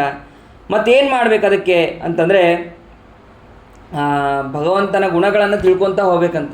ಭಗವಂತನ ಗುಣಗಳನ್ನು ತಿಳ್ಕೊಂಡು ಒಂದೊಂದೇ ಗುಣಗಳನ್ನು ಚಿಂತನೆ ಮಾಡ್ತಾ ಹೋಗ್ಬೇಕು. ತಸ್ಮಾತ್ ಏಕೇನ ಮನಸ ಭಗವಾನ್ ಸಾತ್ವತಾಂಪತಿ ಶ್ರೋತವ್ಯ ಕೀರ್ತಿತವ್ಯಶ್ಚ ಧ್ಯೇಯ ಪೂಜ್ಯಶ್ಚ ನಿತ್ಯದ. ಆಮೇಲೆ ಎಲ್ಲವೂ ಸತ್ಸಂಗವನ್ನು ಮಾಡಬೇಕು. ಸತ್ಸಂಗವನ್ನು ಮಾಡಿ ಕ್ರಮವಾಗಿ ಮಾಡ್ತಾ ಹೋದ ಮೇಲೆ ಆಮೇಲೆ ಭಗವಂತನನ್ನು ಒಂದೇ ಮನಸ್ಸಿನಿಂದ ಧ್ಯಾನ ಮಾಡಬೇಕು. ಧ್ಯಾನ ಮಾಡಿ ಅವನ ಶ್ರವಣವನ್ನು ಮಾಡಬೇಕು, ಭಗವಂತನ ಮಹಿಮೆಗಳನ್ನು, ಮತ್ತು ಆ ಮಹಿಮೆಗಳನ್ನು ಕೀರ್ತನೆ ಮಾಡ್ತಾ ಹೋಗಬೇಕು. ಮತ್ತು ಯಾವಾಗಲೂ ಕೂಡ ಧ್ಯಾನವನ್ನು ಮಾಡಬೇಕು, ಆ ಭಗವಂತನಿಗೆ ಪೂಜೆ ಮಾಡಬೇಕು ಅಂತ ಅನ್ನೋದನ್ನು ತಿಳಿಸ್ತಾರೆ. ಅಲ್ಲ, ಈ ಮೊದಲಿಗೆ ಏಕ ಮನಸ್ಕವಾಗಿ ಬರೋದೇ ಹೇಗೆ ಅಂತಂದರೆ ಸ್ಯಾನ್ ಮಹತ್ಸೇವಯ ವಿಪ್ರ ಪುಣ್ಯತೀರ್ಥ ನಿಷೇವಣಾತ್. ಅನೇಕ ವಿಧವಾದಂತಹ ಇದು ಎಲ್ಲ ತೀರ್ಥಕ್ಷೇತ್ರಗಳಿಗೆ ಹೋಗಬೇಕು, ಮತ್ತು ಮಹಾತ್ಮರ ಸೇವೆಯನ್ನು ಮಾಡಬೇಕು. ಇದರಿಂದ ಆ ಭಗವಂತನಲ್ಲಿ ಭಕ್ತಿ ಮಾಡಬೇಕು ಅಂತನ್ನುವಂತಹ ಬುದ್ಧಿ ಬರುತ್ತೆ. ಬುದ್ಧಿ ಬಂದ ಮೇಲೆ ಕ್ರಮವಾಗಿ ಪ್ರಯತ್ನ ಮಾಡ್ತಾ ಹೋದರೆ ಆ ಭಗವಂತನಲ್ಲಿ ಭಕ್ತಿ ಅಂತ ಅನ್ನೋದು ಬರುತ್ತೆ ಅಂತ ಅನ್ನೋದನ್ನು ಇಲ್ಲಿ ತಿಳಿಸ್ತಾರೆ. ಇದೆಲ್ಲವೂ ಕೂಡ ಆದ ಮೇಲೆ ನಮ್ಮ ಹೃದಯ ಗ್ರಂಥಿ ಅಂತ ಅನ್ನೋದು ಭೇದ ಆಗಿ ಭಗವಂತನ ಹತ್ರ ಹೋಗುತ್ತೆ. ಎಲ್ಲ ರೀತಿಯಾದಂತಹ ಸಂಶಯಗಳು ದೂರ ಆಗಿ ಆ ಭಗವಂತನ ಹತ್ರ ಹೋಗುತ್ತೆ. ಆಮೇಲೆ ಆ ಮೋಕ್ಷವನ್ನು ನಾವು ಪಡಿಬಹುದು ಅಂತ ಅನ್ನೋದನ್ನು ಸಂಕ್ಷೇಪವಾಗಿ ಇಷ್ಟು ತಿಳಿಸ್ತಾರೆ. ಇದಾದ ಮೇಲೆ ಸೂತಾಚಾರ್ಯ ಹೇಳಬೇಕಾದ್ರೆ ಒಂದು ಹೇಳ್ತಾರೆ. ಇದನ್ನು ಶುಕಾಚಾರ್ಯರು ಉಪದೇಶವನ್ನು ಮಾಡಿದ್ರು. ಶುಕಾಚಾರ್ಯ ಪರೀಕ್ಷಿತ ರಾಜನಿಗೆ ಉಪದೇಶ ಮಾಡಿದ್ರು. ಆ ಶುಕಾಚಾರ್ಯ ಏನು ಉಪದೇಶ ಮಾಡಿದ್ದಾರೋ ಅದನ್ನು ನಾನು ನಿಮಗೆ ಹೇಳ್ತೇನೆ ಅಂತ ಇಷ್ಟು ಹೇಳ್ತಾರೆ. ಆವಾಗ ಶೌನಕಾದಿ ಮತ್ತೆ ಪ್ರಶ್ನೆ ಮಾಡ್ತಾರೆ, ಅಲ್ಲ, ಶುಕಾಚಾರ್ಯರು ಒಂದು ಕ್ಷಣ ಕೂಡ ಅವರು ಇರೋದಿಲ್ಲ ಒಂದು ಜಾಗದಲ್ಲಿ. ಗೋದೋಹನ ಮಾತ್ರ ಮೇ ಗೃಹೇಜು ಗೃಹಮೇ ದಿನ ಅಂತ ಇದೆ. ಆಕಳಿನ ಹಾಲು ಆ ಪಾತ್ರೆಯಲ್ಲಿ ಬೀಳೋದಕ್ಕೆ ಎಷ್ಟು ಸಮಯ ಬೇಕು? ಭಾಳ ಹೊತ್ತು ಬೇಕಾ? ಏನಿಲ್ಲ. ಆ ಬೀಳುವ ಸಮಯದಲ್ಲಿ ಎಷ್ಟು ಸಮಯ ಇದೆಯೋ ಅಷ್ಟು ಮಾತ್ರ ಅವ್ರು ಒಂದು ಮನೆ ಹತ್ರ ನಿಲ್ತಾ ಇದ್ರಂತೆ. ಭಿಕ್ಷಾ ಅಂತ ಕೇಳ್ತಾ ಇದ್ರಂತೆ. ಭಿಕ್ಷಾ ಹಾಕಿಲ್ಲ, ಅವ್ರು ಬರೋದೇನಾದ್ರು ಲೇಟ್ ಆಯಿತು ಅಂತಂದರೆ ಅಲ್ಲಿಂದ ಮುಂದೆ ಹೊರಟೇ ಬಿಡ್ತಿದ್ರು, ನಿಲ್ತಾನೇ ಇರಲಿಲ್ಲ. ಅಥವಾ ದುರ್ವಾಸರ ಥರ ಭಾಳ ಸಿಟ್ಟಿಗೆ ಬರ್ತಾನೂ ಇರಲಿಲ್ಲ. ಆ ದುರ್ವಾಸರು ರುದ್ರರೇ, ಆದರೆ ಇವರು ಕೂಡ ರುದ್ರರೇ. ಅಲ್ಲಿ ಭಾಳ ಸಿಟ್ಟು, ಇಲ್ಲಿ ಭಾಳ ಸಿಟ್ಟಿಲ್ಲ. ಎರಡೂ ರೂಪದಲ್ಲೂ ನಾವು ಇದು ರುದ್ರದೇವರನ್ನ ನೋಡ್ಬೋದು. ಅದಾದ ಮೇಲೆ ಅದಕ್ಕೆ ಸೂತಾಚಾರ್ಯ ಕ್ರಮವಾಗಿ ಹೇಳ್ತಾ ಹೋಗ್ತಾರೆ. ಮತ್ತು ಪರೀಕ್ಷಿತ ರಾಜ ಅವನು ಭೂಮಂಡಲ ಚಕ್ರವರ್ತಿ ಅವನು. ಅಂತಹ ಪರೀಕ್ಷಿತ ರಾಜನಿಗೆ ಈ ಭಾಗವತವನ್ನು ಕೇಳುವಂತಹ ಗತಿ ಯಾಕೆ ಬಂತು? ಭಾಗವತ ಕೇಳೋದು ಏನು ಅಷ್ಟು ಕೆಟ್ಟದ್ದ? ಹಾಗಾದರೆ ಹಾಗಲ್ಲ. ಪ್ರಾಯೋಪವೇಶಕ್ಕೆ ಕುಳಿತು ಆ ಭಾಗವತವನ್ನು ಶ್ರವಣ ಮಾಡುವಂತಹ ಭಾಗ್ಯ ಹೇಗೆ ಬಂತವನಿಗೆ ಅನ್ನೋ ಹಾಗೆ ಕೇಳ್ತಾರೆ. ಅದಕ್ಕೆ ಹೇಳ್ತಾರೆ, ಮೊದಲಿಗೆ ಕೆಲವು ಅವತಾರಗಳನ್ನು ತಿಳಿಸ್ತಾರೆ. ಭಗವಂತನ ಅನೇಕ ರೀತಿಯಾದಂತಹ ಅವತಾರಗಳನ್ನು ತಿಳಿಸ್ತಾರೆ. ಸನತ್ಕುಮಾರ, ಆ ಸನತ್ಕುಮಾರ ರೂಪದಿಂದ ಭಗವಂತ ಬ್ರಹ್ಮಚಾರಿಯಾಗಿ ಉಪದೇಶವನ್ನು ಮಾಡ್ತಾನೆ. ಮತ್ತು ವರಾಹ ಭೂಮಿಯನ್ನು ಉದ್ಧಾರ ಮಾಡಿದ. ಮಹಿದಾಸ, ನಾರಾಯಣ, ಕಪಿಲ, ದತ್ತ, ಯಜ್ಞ ಮತ್ತು ವೃಷಭ, ಆ ವೃಷಭನಾಮಕನಾದಂತಹ ಪರಮಾತ್ಮ ತನ್ನ ಮಕ್ಕಳಿಗೆ ಉಪದೇಶವನ್ನು ಮಾಡ್ತಾನೆ. ಆಮೇಲೆ ಆ ಪೃಥುವಿನಲ್ಲಿ ಭಗವಂತ ಆವೇಶ ಮಾತ್ರ, ಸರ್ವಥಾ ಅದು ಭಗವಂತನ ಅವತಾರ ಅಂತ ಅನ್ನೋದನ್ನು ತಿಳಿಬಾರ್ದು. ಆಮೇಲೆ ಮತ್ಸ್ಯ, ಕೂರ್ಮ ಮತ್ತು ಧನ್ವಂತರಿ, ಮೋಹಿನಿ, ಆಮೇಲೆ ನರಸಿಂಹ, ವಾಮನ, ಪರಶುರಾಮ, ವೇದವ್ಯಾಸ, ಆಮೇಲೆ ರಾಮದೇವರು, ಕೃಷ್ಣ, ಬಲರಾಮ ಮತ್ತು ಬುದ್ಧ, ಕಲ್ಕಿ ಅಂತ ಹೇಳಿ ಹೀಗೆ ಅನೇಕ ಅವತಾರಗಳನ್ನು ತಿಳಿಸ್ತಾರೆ. ಇಲ್ಲಿ ವೇದವ್ಯಾಸ ಅವತಾರವನ್ನು ಹೇಳಿ ಆಮೇಲೆ ರಾಮದೇವರ ಅವತಾರವನ್ನು ಹೇಳಿದರು. ಅಲ್ಲ, ವೇದವ್ಯಾಸ ದೇವರ ಅವತಾರ ಆಗಿದ್ದು ದ್ವಾಪರ ಯುಗದಲ್ಲಿ, ರಾಮ ಅವತಾರ ಆಗಿದ್ದು ತ್ರೇತಾಯುಗದಲ್ಲಿ, ಮತ್ತು ರಾಮಾವತಾರಕ್ಕಿಂತ ಮುಂಚೆ ವೇದವ್ಯಾಸ ದೇವರ ಅವತಾರ ಆಗಿದೆಯಾ ಹಾಗಾದರೆ ಅಂತಂದರೆ ಅದನ್ನು ತಿಳಿಸೋ ಸಲುವಾಗಿ ಈ ಶ್ಲೋಕವನ್ನು ಮೊದಲಿಗೆ ಹೇಳಿದ್ರಂತೆ. ಈ ಅವತಾರವನ್ನು ಇಲ್ಲಿ ಮೊದಲಿಗೆ ಹೇಳ್ತಾರೆ. ಶ್ರೀಮದಾಚಾರ್ಯ ಅದಕ್ಕೆ ತಿಳಿಸ್ತಾರೆ. ತೃತೀಯೇ ಸಪ್ತಮೇ ಚೈವ ಷೋಡಶೆ ಪಂಚವಿಂಶಕೆ ಅಷ್ಟಾವಿಂಶತಿಮೇ ಕೃಷ್ಣ ಸತ್ಯವತ್ಯಾಂ ಅಜಾಯತ. ಈ ಅನೇಕ ಮನ್ವಂತರಗಳು ಮತ್ತು ಅನೇಕ ಬೇರೆ ಬೇರೆ ಯುಗಗಳು, ಎಲ್ಲ ಮನ್ವಂತರದಲ್ಲೂ ಕೂಡ 4 ಯುಗಗಳು ಆಗೇ ಆಗತ್ತೆ. ಆ ಮನ್ವಂತರದಲ್ಲಿ ವಿಶೇಷವಾಗಿ ತೃತೀಯ ಮತ್ತು ಸಪ್ತಮ ಮತ್ತು ಷೋಡಶ 16 ಮತ್ತು 25, ಈಗ ಈ ನಡೀತಾ ಇರುವಂತಹ 28ನೇ ಮಹಾಯುಗ. ಈ ಮಹಾಯುಗಗಳಲ್ಲಿ ವೇದವ್ಯಾಸ ದೇವರ ಅವತಾರ ಆಗಿದೆ. ಇದರ ಅಪೇಕ್ಷೆಯಿಂದ ರಾಮಾವತಾರಕ್ಕಿಂತ ಮುಂಚೆ ವೇದವ್ಯಾಸ ದೇವರ ಅವತಾರವೂ ಕೂಡ ಆಗಿದೆ ಅನ್ನುವಂತಹ ಅರ್ಥವನ್ನು ಇಲ್ಲಿ ತಿಳಿಬೇಕು. ಅದಾದ ಮೇಲೆ ಈ ಅವತಾರಗಳನ್ನೆಲ್ಲವನ್ನು ತಿಳಿಸಿ ಅವರು ಧರ್ಮ ಅನ್ನೋದು ಯಾರಿಗೆ ಶರಣು ಹೊಂತು ಅಂತ ಅನ್ನೋದನ್ನು ಕೇಳಿದರು. ಅದಕ್ಕೆ ಉತ್ತರವನ್ನು ಹೇಳ್ತಾರೆ. ಪುರಾಣಾರ್ಕೋ ಮುನೋದಿತಃ. ಈ ಭಾಗವತ ಅಂತನ್ನುವಂತಹ ಗ್ರಂಥ, ಈ ಭಾಗವತವನ್ನು ರಚನೆ ಮಾಡಿದವರು ವೇದವ್ಯಾಸ ದೇವರು. ಅಂತಹ ವೇದವ್ಯಾಸ ದೇವರಿಗೆ ಆ ಧರ್ಮ ಅಂತನ್ನೋದು ಶರಣು ಹೊಂದಿದೆ. ಆಮೇಲೆ ಈ ಭಾಗವತ ಅಂತನ್ನೋದು ವೇದಕ್ಕೆ ಸಮಾನವಾದದ್ದು. ಅಂತಹ ಭಾಗವತವನ್ನು ಶುಕಾಚಾರ್ಯ ಹೇಳಿದ್ದನ್ನು ನಾನು ನಿಮಗೆ ಹೇಳುತ್ತೇನೆ ಅಂತ ಹೇಳ್ತಾರೆ. ಅದಾದ ಮೇಲೆ ಸರಿ, ಶುಕಾಚಾರ್ಯರಿಗೆ ಉಪದೇಶ ಮಾಡಿದ್ರು ಅಂತ ಹೇಳಿದ್ರು. ವೇದವ್ಯಾಸದೇವರು ಶುಕಾಚಾರ್ಯರಿಗೆ ಉಪದೇಶ ಮಾಡಿದ್ರು, ಶುಕಾಚಾರ್ಯ ಪರೀಕ್ಷಿತ ರಾಜನಿಗೆ ಉಪದೇಶ ಮಾಡಿದ್ರು. ವೇದವ್ಯಾಸದೇವರು ಅವರು ಹೇಗೆ ಅವತಾರ ಮಾಡಿದ್ರು ಏನು ಅಂತಂದರೆ ಅದಕ್ಕೆ ಹೇಳ್ತಾರೆ. ದ್ವಾಪರೇ ಸಮನುಪ್ರಾಪ್ತೆ ತೃತೀಯೇ ಯುಗಪರ್ಯಯೇ ಜಾತ ಪರಾಶರಾದ್ಯೋಗಿ ವಾಸವ್ಯಾಂ ಕಲೆಯಾ ಹರೇಹೇ. ಸತ್ಯವತಿ ಹಾಗೂ ಪರಾಶರರಲ್ಲಿ ವೇದವ್ಯಾಸ ದೇವರು ಅವತಾರವನ್ನು ಮಾಡ್ತಾರೆ. ದ್ವಾಪರ ಯುಗದ ಅಂತ್ಯದಲ್ಲಿ ಅವತಾರವನ್ನು ಮಾಡ್ತಾರೆ. ಅವತಾರವನ್ನು ಮಾಡಿ ಎಲ್ಲ ತಾವು ವೇದಗಳನ್ನು ವಿಭಾಗವನ್ನು ಮಾಡ್ತಾರೆ. ಋಗ್ವೇದ, ಯಜುರ್ವೇದ, ಸಾಮವೇದ, ಅನಂತ ವೇದಗಳನ್ನು ಭಾಗ ಮಾಡಿ ಋಗ್ವೇದ ಒಂದಿಷ್ಟು, ಅದರಲ್ಲಿ ಸ್ವಲ್ಪ ಮಾತ್ರ ತಗೊಂಡು ಋಗ್ವೇದ, ಯಜುರ್ವೇದ, ಸಾಮವೇದ, ಇದು ಅನಾದಿ ಕಾಲದಿಂದ ಇರೋದು. ವೇದವ್ಯಾಸದೇವರು ಬಂದ ಮೇಲೆ ವೇದಗಳು ಬಂದಿದೆ ಅಂತ ಸರ್ವತಾ ತಿಳಿಯೋದಲ್ಲ. ಮೊದಲೇ ಇದ್ದಂತಹ ವೇದಗಳನ್ನು ವಿಭಾಗ ಮಾಡಿದ್ದು ವೇದವ್ಯಾಸ ದೇವರು ಅಂತ ಅನ್ನೋದನ್ನು ತಿಳಿಸ್ತಾರೆ.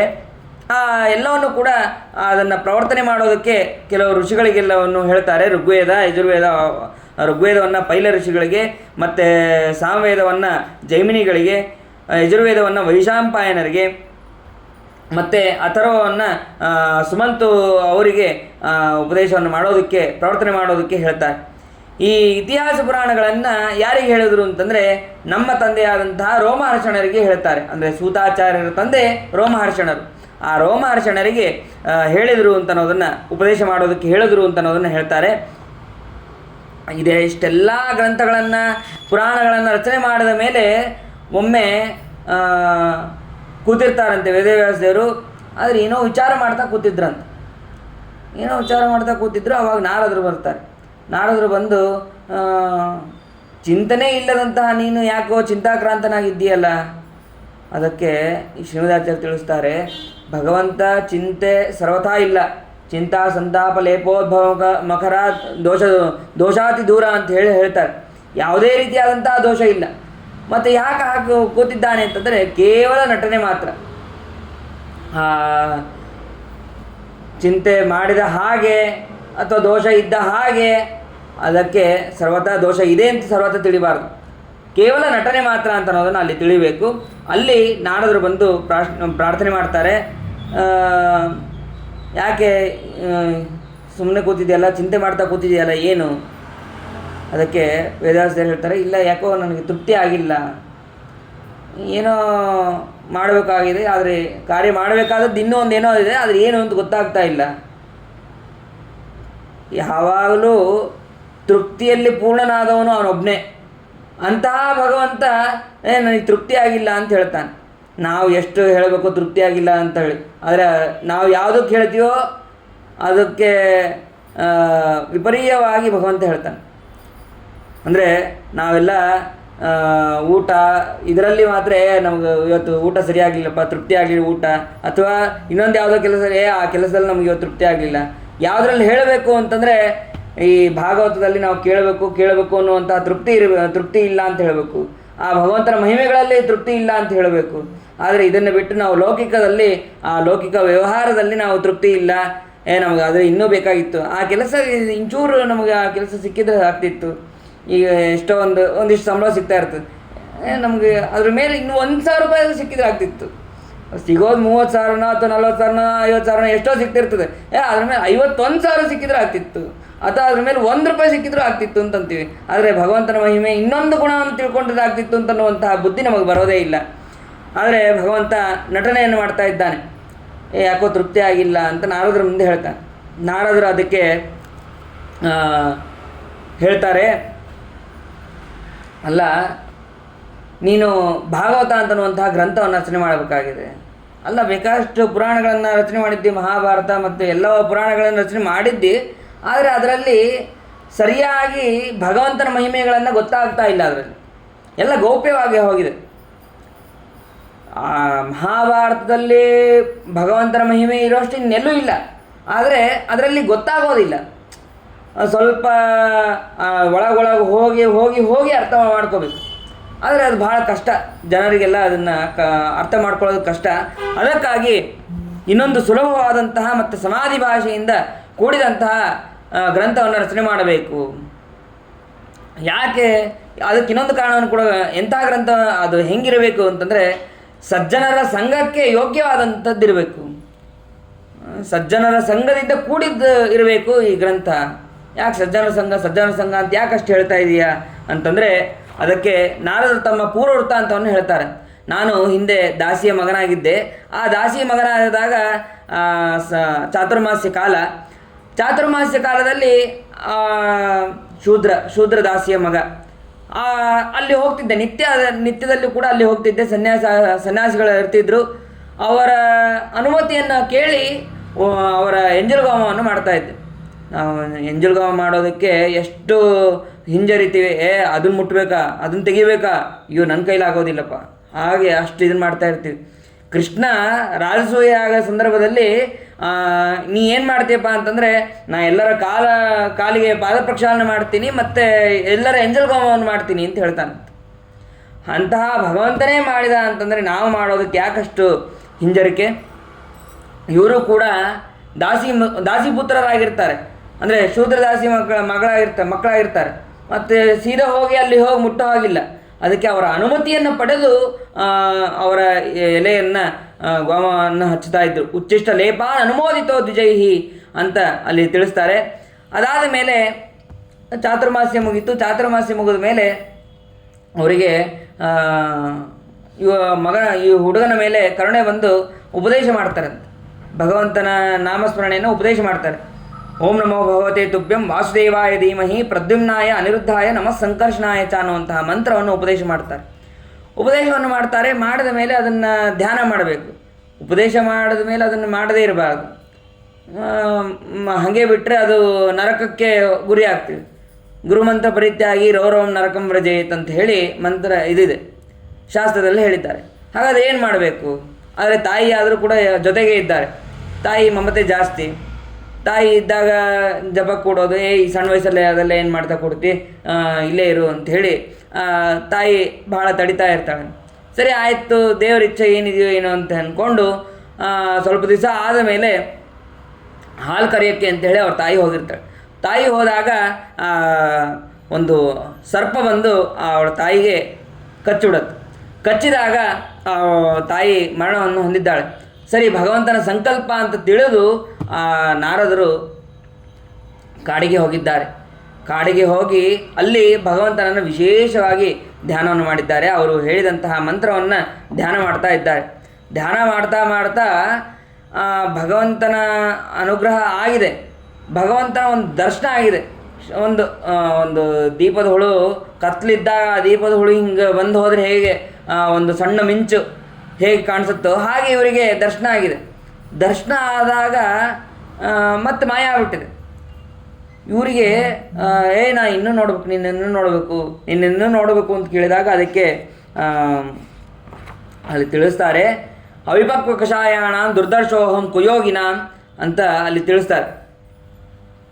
ನಿನ್ನಿನ್ನೂ ಸಾಧನೆ ಇನ್ನೂ ಪಕ್ವ ಆಗಿಲ್ಲ, ಆ ಪಕ್ವ ಆಗದೇ ಇದ್ದಾಗ ನಾನು ಪೂರ್ಣವಾಗಿ ದರ್ಶನ ಕೊಡೋದಿಲ್ಲ. ನನ್ನ ದರ್ಶನದ ಝಲಕ್ ಅದು ಏನಿದೆ ಅಂತ ಅನ್ನೋದು ನಾನು ನಿಂಗೆ ತೋರಿಸಿದೆ ಅಷ್ಟೆ. ಅಂದರೆ ಈಗ ದೇವ್ರ ದರ್ಶನ ಮಾಡ್ತಾ ಇರ್ತೀವಿ, ಕೊನೆಗೆ ಇನ್ನೇನು ದೇವ್ರನ್ನ ಭುಜಂಗಿಸ್ತಾರೆ, ಆ ಭುಜಂಗಿಸೋ ಟೈಮಿಗೆ ದರ್ಶನ ಮಾಡೋಕ್ಕೆ ಅಂತ ಹೋಗ್ತಾಯಿವಿ. ಹೋದಾಗ ನಾವು ಹೋದ ತಕ್ಷಣ ಒಂಚೂರು ಕಾಣಿಸಿದ ತಕ್ಷಣ ಮುಚ್ಚಿಬಿಡ್ತಾರೆ. ಆವಾಗ ಮೊದಲೇ ಬರಬೇಕಾಗಿತ್ತು, ನಾನು ಇಂಚೂರು ಮೊದಲೇ ಬರಬೇಕಾಗಿತ್ತು, ದೇವ್ರ ದರ್ಶನ ಪೂರ್ತಿ ಆಗ್ತಾ ಇತ್ತು ಅಂತ ನಾವು ಹೇಗೆ ಪರಿತಪಿಸ್ತೀವೋ ಹಾಗೆ ನಾರದರು ನಾವು ಮರುದಿವಸ ಆದರೂ ನಾವು ನೋಡ್ತೀವಿ ಅನ್ನೋ, ಅಥವಾ ನಮಗೆ ಮರುದಿವಸನೂ ಕಾಣದೇ ಇರಬಹುದು. ನಮ್ಮ ಪ್ರಾರಬ್ಧ ಪಾಪ ಅದೆಲ್ಲ ಜಾಸ್ತಿ ಇದ್ದರೆ ಅವಾಗೂ ಕೂಡ ಕಾಣಿಸೋದಿಲ್ಲ. ಆದರೆ ನಾರದರಿಗೆ ಹಾಗಿಲ್ಲ, ನಿನ್ನ ಸಾಧನೆ ಇನ್ನೂ ಪೂರ್ಣವಾಗಿ ಆಗಬೇಕಾಗಿದೆ, ಹಾಗಾಗಿ ನೀನು ಸಾಧನೆ ಮಾಡಬೇಕು, ಮತ್ತೆ ಮುಂದೆ ನನ್ನ ದರ್ಶನ ಆಗೇ ಆಗತ್ತೆ ಅಂಥೇಳಿ ಆ ಶರೀರವಾಣಿ ಆಗತ್ತೆ. ಅದಾದ ತಕ್ಷಣ ಅವರು ಆ ಜನ್ಮದಿಂದ ಮುಕ್ತಿಯನ್ನು ಹೊಂದಿ ಬ್ರಹ್ಮದೇವರ ಮಕ್ಕಳಾಗಿ ಅವತಾರವನ್ನು ಮಾಡ್ತಾರೆ. ನೋಡ್ರಿ, ನಾರದರು ಎಲ್ಲಿ ದಾಸಿ ಪುತ್ರ, ಎಲ್ಲಿ ಬ್ರಹ್ಮದೇವರ ಮಕ್ಕಳಾಗಿ ಅವತಾರ ಮಾಡೋದು. ಹೀಗೆ ಅಂತಹ ಸಜ್ಜನರ ಸಂಘ ಉಳ್ಳಂತಹದ್ದು ನನಗೆ ಸಿಕ್ಕಿದೆ, ಸಜ್ಜನರ ಸಂಘದಿಂದನೇ ನನಗೆ ಇಂತಹ ಪದವಿ ಸಿಕ್ಕಿದೆ, ಬ್ರಹ್ಮದೇವರ ಮಕ್ಕಳಾಗಿ ಅವತಾರವನ್ನು ಮಾಡುವಂತಹ ಭಾಗ್ಯ ನನಗೆ ಸಿಕ್ಕಿದೆ. ಆದ್ದರಿಂದ ಸಜ್ಜನರ ಸಂಘಕ್ಕೆ ಯೋಗ್ಯವಾದಂತಹ ಒಂದು ಗ್ರಂಥವನ್ನು ರಚನೆ ಮಾಡು ಅಂತ ಹೇಳಿ ಆ ವೇದವ್ಯಾಸ ದೇವರು ಹತ್ರ ಪ್ರಾರ್ಥನೆ ಮಾಡ್ತಾರೆ. ಇದ್ಯಾವುದು ಕೂಡ ಭಗವಂತನಿಗೆ ಗೊತ್ತಿರಲಿಲ್ವಾ, ವೇದವ್ಯಾಸದವರಿಗೆ ಗೊತ್ತಿರಲಿಲ್ವಾ? ಎಲ್ಲವೂ ಕೂಡ ಗೊತ್ತಿತ್ತು. ನಾರದರಿಗೆ ಒಂದು ಕೀರ್ತಿಯನ್ನು ಕೊಡೋದಕ್ಕಾಗಿ ಭಗವಂತ ಈ ನಟನೆಯನ್ನು ಮಾಡಿದ್ದ ಅಂತ ಅನ್ನೋದನ್ನು ತಿಳಿಸ್ತಾರೆ. ಆ ಬ್ರಹ್ಮದೇವರು ನಾರದರಿಗೆ ಉಪದೇಶವನ್ನು ಮಾಡಿರ್ತಾರೆ, ಚತುಶ್ಲೋಕಿ ಭಾಗವತವನ್ನು. ಆ ಭಾಗವತವನ್ನು ನಾರದರು ಕೃಷ್ಣಾರ್ಪಣ ಅಂಥೇಳಿ ವೇದವ್ಯಾಸದವರಿಗೆ ಸಮರ್ಪಣೆ ಮಾಡ್ತಾರೆ. ಆ ಸಮರ್ಪಣೆ ಮಾಡಿದ್ದನ್ನೇ 4 ಶ್ಲೋಕಿ ಭಾಗವತವನ್ನು ಇಡೀ ಸಮಗ್ರವಾಗಿ 12 ಸ್ಕಂದಾತ್ಮಕವಾಗಿ ಮತ್ತು 18,000 ಶ್ಲೋಕಾತ್ಮಕವಾಗಿ ಇದನ್ನು ರಚನೆ ಮಾಡಿದ್ರು ಅಂತ ಅನ್ನೋದನ್ನು ಅಲ್ಲಿ ತಿಳಿಸ್ತಾರೆ. ಆ ರಚನೆ ಮಾಡಿದ್ದು ಕೂಡ ಬ್ರಹ್ಮನದಿ ಸರಸ್ವತಿ, ಆ ಸರಸ್ವತಿಯ ನದಿ ಹತ್ರ ಒಂದು ಆಶ್ರಮ, ಅಲ್ಲಿ ಪಶ್ಚಿಮ ತೀರದಲ್ಲಿ ಶಮ್ಯಾಪ್ರಾಸ ಅಂತ. ಈ ಶಮ್ಯಾಪ್ರಾಸ ಅಂತಂದರೆ ಯಜ್ಞದ ಒಂದು ಪಾತ್ರ. ಅದು ಆ ಪಾತ್ರವನ್ನು ಯಜ್ಞದ ಸ್ಥಳದಿಂದ ಈ ಅಗ್ನಿಹೋತ್ರ ಮಾಡುವಂತಹ ಮನೆಯಲ್ಲಿ ಆ ಶಮ್ಯಾಪ್ರಾಸ ಅನ್ನುವಂತಹ ಒಂದು ಪಾತ್ರೆ ಇರುತ್ತೆ. ಆ ಪಾತ್ರೆಯನ್ನು ಒಗಿತಾರೆ, ಅಂದರೆ ಇಲ್ಲಿಂದ ಸ್ವಲ್ಪ ದೂರ ಒಗೆಯೋದು. ಎಷ್ಟು ದೂರ ಹೋಗುತ್ತೋ ಅದೆಲ್ಲವೂ ಕೂಡ ಆಶ್ರಮ ಅಂತ ಕರೆಸ್ಕೊಳುತ್ತೆ. ಅದಷ್ಟು ಅಂಗುಲ ಶಮ್ಯಾಪ್ರಾಸ ಅಂತ ಹೇಳಿ ಅದನ್ನು ಕರೆಸ್ಕೊಳ್ತಾರೆ. ಅಂತಹ ಶಮ್ಯಾಪ್ರಾಸ ಇದರಲ್ಲಿ ಅವರು ಭಾಗವತವನ್ನು ರಚನೆ ಮಾಡಿದ್ರು ಅಂತ ಅನ್ನೋದನ್ನು ತಿಳಿಸ್ತಾರೆ. ಅದಾದ ಮೇಲೆ ಇಷ್ಟೆಲ್ಲವನ್ನು ಹೇಳಿದ ಮೇಲೆ ಮತ್ತೆ ಪ್ರಶ್ನೆ ಮಾಡ್ತಾರೆ. ಶುಕಾಚಾರ್ಯರಿಗೆ ಉಪದೇಶ ಮಾಡಿದ್ರು. ಆ ಉಪದೇಶ ಮಾಡಬೇಕಾದ್ರೆ ನಾವು ಕೂಡ ಅಲ್ಲಿದ್ವಿ, ಆವಾಗೇ ನಾನು ಅದನ್ನು ಭಾಗವತವನ್ನು ಹೇಳ್ತೀವಿ. ಮತ್ತೆ ಪ್ರಶ್ನೆ ಮಾಡ್ತಾರೆ. ಹಿಂದೆ ಒಮ್ಮೆ ಪ್ರಶ್ನೆ ಮಾಡಿದರು ಶುಕಾಚಾರ್ಯರು ಪರೀಕ್ಷಿತ್ ರಾಜನಿಗೆ ಹೇಗೆ ಹೇಳಿದರು, ಪರೀಕ್ಷಿತ್ ರಾಜ ಶುಕಾಚಾರ್ಯರಿಂದ ಹೇಗೆ ಕೇಳಿದ, ಅದನ್ನು ಮತ್ತೆ ಪ್ರಶ್ನೆಯನ್ನು ಮಾಡ್ತಾರೆ. ಪರೀಕ್ಷಿತ್ ರಾಜನಿಗೆ ಹೇಗೆ ಆ ಗತಿ ಬಂತು, ಪ್ರಾಯೋಪವೇಶಕ್ಕೆ ಕುಳಿತುಕೊಳ್ಳುವಂತಹ ಪರಿಸ್ಥಿತಿ ಯಾಕೆ ಬಂತು ಅವನಿಗೆ, ಅದನ್ನು ಹೇಳ್ರಿ ಅಂತಂದಾಗ ಅದನ್ನು ವಿಸ್ತಾರವಾಗಿ ಹೇಳ್ತಾರೆ. ಮಹಾಭಾರತದ ಅಂತ್ಯ, ಭಾಗವತದ ಆದಿ.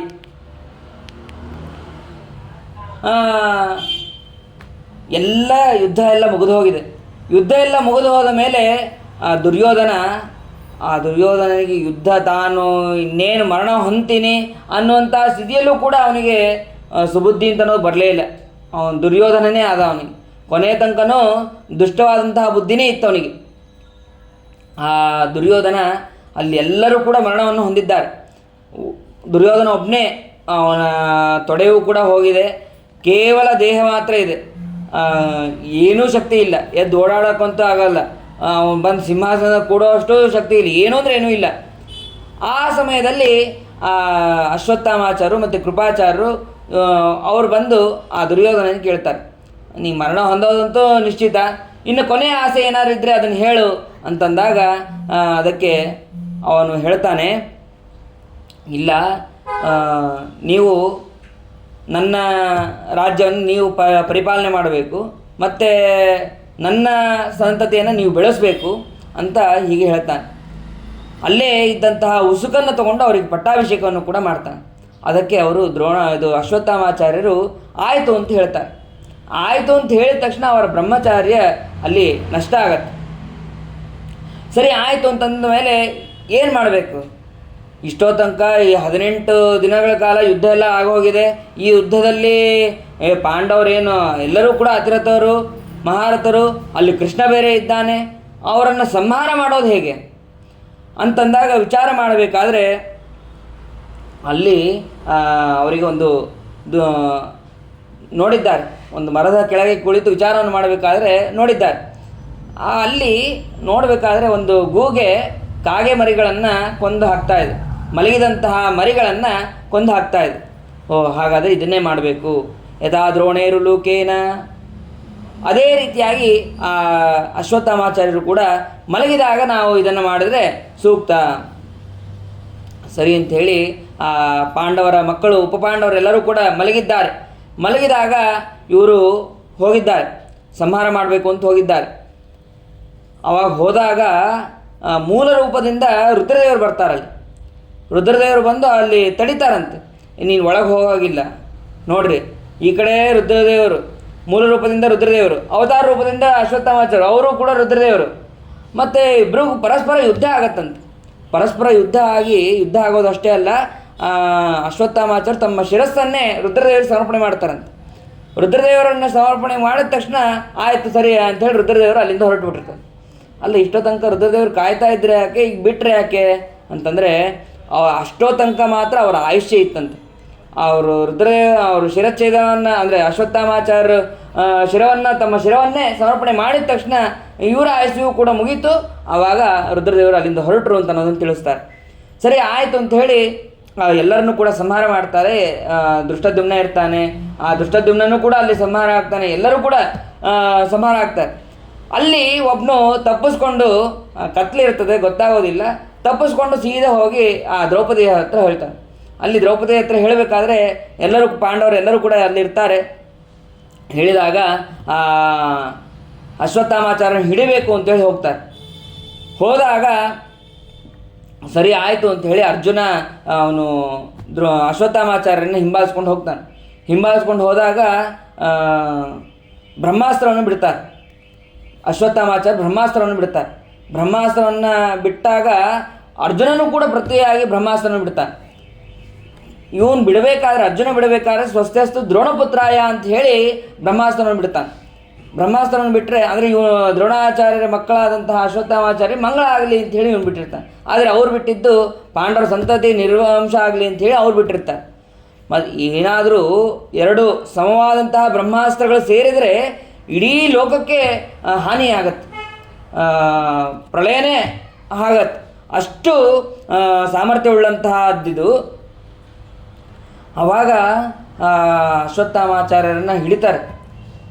ಇವರನ್ನು ಹಿಡಿದು ಸೀದಾ ತಂದು ದ್ರೌಪದಿ ಕಾಲ ಹತ್ರ ಹಾಕ್ತಾರೆ. ಅರ್ಜುನ ತಂದು ಹಾಕಿದಾಗ ಅದಕ್ಕೆ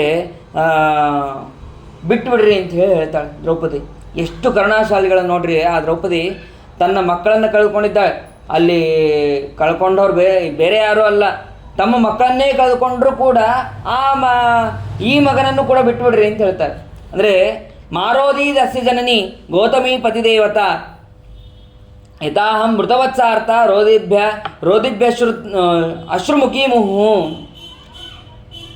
ಅಸ್ಯ ಜನನಿ ಅಂತಂದರೆ ಇವಳ ತಾಯಿ ಕೃಪಿ. ಅವಳು ಮಗನನ್ನು ಕಳ್ಕೊಂಡು ಅಳೋದು ಬೇಡ, ದುಃಖ ಪಡೋದು ಬೇಡ. ಹಾಗಾಗಿ ಇವನನ್ನು ಬಿಟ್ಟುಬಿಡ್ರಿ, ಅಶ್ವತ್ಥಾಮಾಚಾರ್ಯನ ಬಿಟ್ಟುಬಿಡ್ರಿ ಅಂತ ಇಲ್ಲಿ ತಿಳಿಸ್ತಾರೆ. ನಾ ಹೇಗೆ ದುಃಖ ಪಡ್ತಾ ಇದ್ದೇನೋ ಹಾಗೆ ದುಃಖ ಪಡೋದು ಬೇಡ ಅಂತ ಒಂದರ್ಥ. ಇನ್ನೊಂದು ಅರ್ಥವನ್ನು ತಿಳಿಸ್ತಾರೆ. ಏನು ಅಂತಂದರೆ ಮಾರೋದಿ ಹಾಸ್ಯ ಜನನಿ ಗೌತಮಿ ಪತಿದೇವತ. ಗೌತಮ ಅಂತಂದರೆ ವಾಯುದೇವರು, ಗೌತಮಿ ಅಂತಂದರೆ ವಾಯುದೇವರ ಪತ್ನಿಯಾದಂತಹ ಭಾರತೀ ದೇವಿ, ಇಲ್ಲಿ ದ್ರೌಪದಿ ದೇವಿ. ಇವರು ಮೂಲ ರೂಪದಲ್ಲಿ ನನ್ನ ಮಗನೇ, ಹಾಗಾಗಿ ಒಂದ್ಸತಿ ಮಕ್ಕಳನ್ನು ಕಳ್ಕೊಂಡು ಹತ್ತಿದ್ದೇನೆ, ಮತ್ತು ಈ ಮಗನನ್ನು ಕೂಡ ಕಳ್ಕೊಂಡು ಅಳೋದು ಬೇಡ, ಹಾಗಾಗಿ ಅವನನ್ನು ಬಿಟ್ಟು ಬಿಡ್ರಿ ಅಂತನೂ ಹಾಗೆ ಅಲ್ಲಿ ಹೇಳ್ತಾರೆ. ಅದಕ್ಕೆ ಭೀಮಸೇನರು ಕೇಳ್ತಾರೆ. ಭೀಮಸೇನರು ಇವನನ್ನು ಸಂಹಾರ ಮಾಡಲೇಬೇಕು ಅಂತೇಳಿ ಭೀಮಸೇನರು ಹೇಳ್ತಾರೆ. ಮತ್ತು ಅರ್ಜುನ ಕೃಷ್ಣನಿಗೆ ಕೇಳ್ತಾನೆ, ಕೃಷ್ಣ ಏನು ಮಾಡಲಪ್ಪ ಇವನನ್ನು? ಅದಕ್ಕೆ ಭಗವಂತ ಹೇಳ್ತಾನೆ, ಬ್ರಹ್ಮ ಬಂದರು ನಹಂತವ್ಯ ಆತತಾಯಿ ವದಾರಹಣ ಮಯೇವ ಉಭಯ ಆಮ್ನಾಥಂ ಪರಿಪಾಹ್ಯ ಅನುಶಾಸನಂ. ಎರಡನ್ನೂ ನಾನೇ ಹೇಳ್ತೀನಿ. ಇವನು ಆತತಾಯಿ ಅಂದರೆ ಕೊಲ್ಲೋದಕ್ಕೆ ಯೋಗ್ಯನಾದವನು, ಇವನು ಆತತಾಯಿ ವಧಾರನಾಗಿದ್ದಾನೆ, ಅಂಥವನನ್ನು ಕೊಲ್ಲಲೇಬೇಕು. ಮತ್ತು ಬ್ರಹ್ಮ ಬಂದು ಬ್ರಾಹ್ಮಣನ ಮಗ ಮತ್ತು ಅದು ಗುರುಪುತ್ರ, ಇವರನ್ನು ಕೊಲ್ಲಬಾರದು. ಗುರುಪುತ್ರ ಕೊಂದರೆ ಅದು ಮಹಾಪಾಪ. ಎರಡೂ ಕೂಡ ನಾನೇ ಉಪದೇಶ ಮಾಡಿದ್ದೀನಿ, ಇದಕ್ಕೆ ಸರಿಯಾಗಿ ನೋಡಿಕೊಂಡು ನೀನು ಮಾಡು ಅಂತ ಹೇಳ್ತಾನೆ. ಅದಕ್ಕೆ ಆಯಿತು, ನಿನ್ನ ಮನಸ್ಸಲ್ಲಿ ಏನಿದೆ ಅಂತ ಅನ್ನೋದನ್ನು ಗೊತ್ತಾಗತ್ತೆ ಅಂತ ನಾವು ತಿಳಿದು ಅವರ ತಲೆಯಲ್ಲಿದ್ದಂತಹ ಒಂದು ಶ್ರೇಷ್ಠ ಮಣಿ ಇರುತ್ತೆ. ಆ ಮಣಿಯಿಂದ ಅವರಿಗೆ ಯಾವುದೇ ರೀತಿಯಾದಂತಹ ಹಸಿವೆ ಆಗ್ತಾ ಇರೋದಿಲ್ಲ, ನೀರಡಿಕೆ ಆಗ್ತಾ ಇರೋದಿಲ್ಲ. ಅಂತಹ ಮಣಿಯನ್ನು ಅವರು ಸ್ವೀಕಾರ ಮಾಡ್ತಾರೆ. ಸ್ವೀಕಾರ ಮಾಡಿ ಅದನ್ನು ಧರ್ಮರಾಜನಿಗೆ ಕೊಡ್ತಾನೆ. ಬಂಧನಂ ದ್ರವಿಣಾದಾನಂ ಸ್ಥಾನಂ ನಿರ್ಯಾಪಣಂ ತಥಾ ಏಷೈ ಬ್ರಹ್ಮಬಂಧೂನಾಂ ವಧೋ ನಾನ್ಯೋಸ್ತಿ ದೈಹಿಕಃ. ಇದು ಬಂಧನ, ಅವರನ್ನು ಕಟ್ಟಿ ಹಾಕೋದಿರಬಹುದು, ಅಥವಾ ಅವರಲ್ಲಿ ಏನಾದರೂ ಒಂದು ಮಣಿ ಇದ್ದರೆ ಅಥವಾ ಒಂದು ಏನಾದರೂ ವಸ್ತು ಇದ್ದರೆ ಅದನ್ನು ಸ್ವೀಕಾರ ಮಾಡೋದು, ಹೀಗೆ ಅವರ ಸ್ಥಾನದಿಂದ ಚ್ಯುತಿಯನ್ನಾಗಿ ಮಾಡೋದು, ಇದೆಲ್ಲವೂ ಕೂಡ ಅವರ ವಧೆಯಾದ ಹಾಗೆ ಆಗತ್ತೆ. ಹಾಗಾಗಿ ಇದನ್ನು ಮಾಡಿದ್ದು ಯುಕ್ತವೇ ಆಗಿದೆ. ಸರಿ, ಇಷ್ಟೆಲ್ಲ ಆಯಿತು. ಇಲ್ಲಿ ನೋಡಿದ್ರೆ ಅರ್ಜುನ ಹಿಂಬಾಲಿಸ್ಕೊಂಡು ಹೋದ, ಮತ್ತು ಮಹಾಭಾರತದಲ್ಲಿ ಭೀಮಸೇನ ದೇವರು ಹಿಂಬಾಲಿಸ್ಕೊಂಡು ಹೋದರು ಅಂತ ಇದೆ. ಭೀಮಸೇನ ದೇವರು ಅಶ್ವತ್ಥಾಮಾಚಾರ್ಯನ ಹಿಂಬಾಲಿಸ್ಕೊಂಡು ಹೋಗ್ತಾರೆ. ಅಶ್ವತ್ಥಾಮಾಚಾರ್ಯನ ಹಿಡಿದಿದ್ದು ಭೀಮಸೇನ ದೇವರು. ಹಾಗಾದರೆ ಇಲ್ಲಿ ಭಾಗವತಕ್ಕೂ ಮಹಾಭಾರತಕ್ಕೂ ವಿರೋಧ ಬರುತ್ತಲ್ಲ ಅಂತಂದರೆ ಅದಕ್ಕೆ ಶ್ರೀಮದಾಚಾರ್ಯ ಹೇಳ್ತಾರೆ, ಸ್ವಪ್ನೋಯಂ ಅನ್ನುವಂತಹ ಒಂದು ಶಬ್ದವನ್ನು ಹೇಳಿ ಪರಿಹಾರ ಮಾಡ್ತಾರೆ. ಏನು ಸ್ವಪ್ನದಲ್ಲಿ ಕಂಡಿದ್ದೇನು ಅಂತಂದರೆ, ಪಾರ್ಥ ಅನುಯಾಯಿತಮಾತ್ಮಾನಂ ದ್ರೋಣಿ ಸ್ವಪ್ನೋ ದದರ್ಶಃ. ಅಂದರೆ ಪಾರ್ಥ ಹಿಂದೆ ಬಂದು ಅಟ್ಟಿಸ್ಕೊಂಡು ಬಂದಿದ್ದು, ಪಾರ್ಥ ಹಿಡಿದಿದ್ದು ಅದೆಲ್ಲವೂ ಕೂಡ ಸ್ವಪ್ನದಲ್ಲಿ ತಾವು ನೋಡಿರ್ತಾರೆ. ಆದರೆ ನಿಜ ಸ್ವಪ್ನದಲ್ಲಿ ಹೇಳಿದ್ದನ್ನು ಭಾಗವತ ಹೇಳಿದೆ, ಮಹಾಭಾರತದಲ್ಲಿ ಭೀಮಸೇನ ದೇವರು ಹಿಡಿದಿದ್ದನ್ನು ಮಹಾಭಾರತದಲ್ಲಿ ಹೇಳಿದೆ. ಹಾಗಾಗಿ ಯಾವುದೇ ರೀತಿಯಾದಂತಹ ಇದು ವಿರೋಧ ಅಂತ ಅನ್ನೋದಿಲ್ಲ ಅಂತ ಅನ್ನೋದನ್ನು ಇಲ್ಲಿ ತಿಳಿಸ್ತಾರೆ. ಅದಾದ ಮೇಲೆ ಅವರು ಬ್ರಹ್ಮಾಸ್ತ್ರವನ್ನು ಉಪಶಾಂತ ಮಾಡ್ಕೊಳಕ್ಕಾಗೋದಿಲ್ಲ, ವಾಪಸ್ ತಗೊಳ್ಳೋದಕ್ಕಾಗೋದಿಲ್ಲ. ಯಾಕೆ ಅಂತಂದರೆ ಬ್ರಹ್ಮಚರ್ಯ ನಾಶ ಆಗಿರುತ್ತೆ. ಅರ್ಜುನನಿಗೆ ಅದನ್ನು ಎರಡೂ ಕೂಡ ಉಪಸಂಹಾರ ಮಾಡ್ಕೋ ಅಂತ ಹೇಳಿ ಕೃಷ್ಣ ಹೇಳ್ತಾನೆ. ಎರಡನ್ನೂ ಕೂಡ ಎರಡು ಸೇರಿದರೆ ಮಹಾ ಅನರ್ಥ ಆಗತ್ತೆ ಅಂತ ಹೇಳಿ ಎರಡನ್ನೂ ಕೂಡ ಅರ್ಜುನನೇ ಉಪಸಂಹಾರ ಮಾಡ್ಕೋತಾನೆ. ಮಾಡ್ಕೊಂಡಾದ ಮೇಲೆ ಅಶ್ವತ್ಥಾಮಾಚಾರ್ಯ ಇಷ್ಟಕ್ಕೆ ನಿಲ್ಲಿಸೋದಿಲ್ಲ. ನಾನು ಏನೇ ಆಗಲಿ ಸಂಹಾರ ಮಾಡ್ತೀನಿ, ಪಾಂಡವರ ಸಂತಾನವನ್ನು ನಾಶ ಮಾಡ್ತೀನಿ ಅಂತ ಹೇಳಿ ಇಷ್ಟು ಹೇಳೇ ಹೋಗಿರ್ತಾರೆ.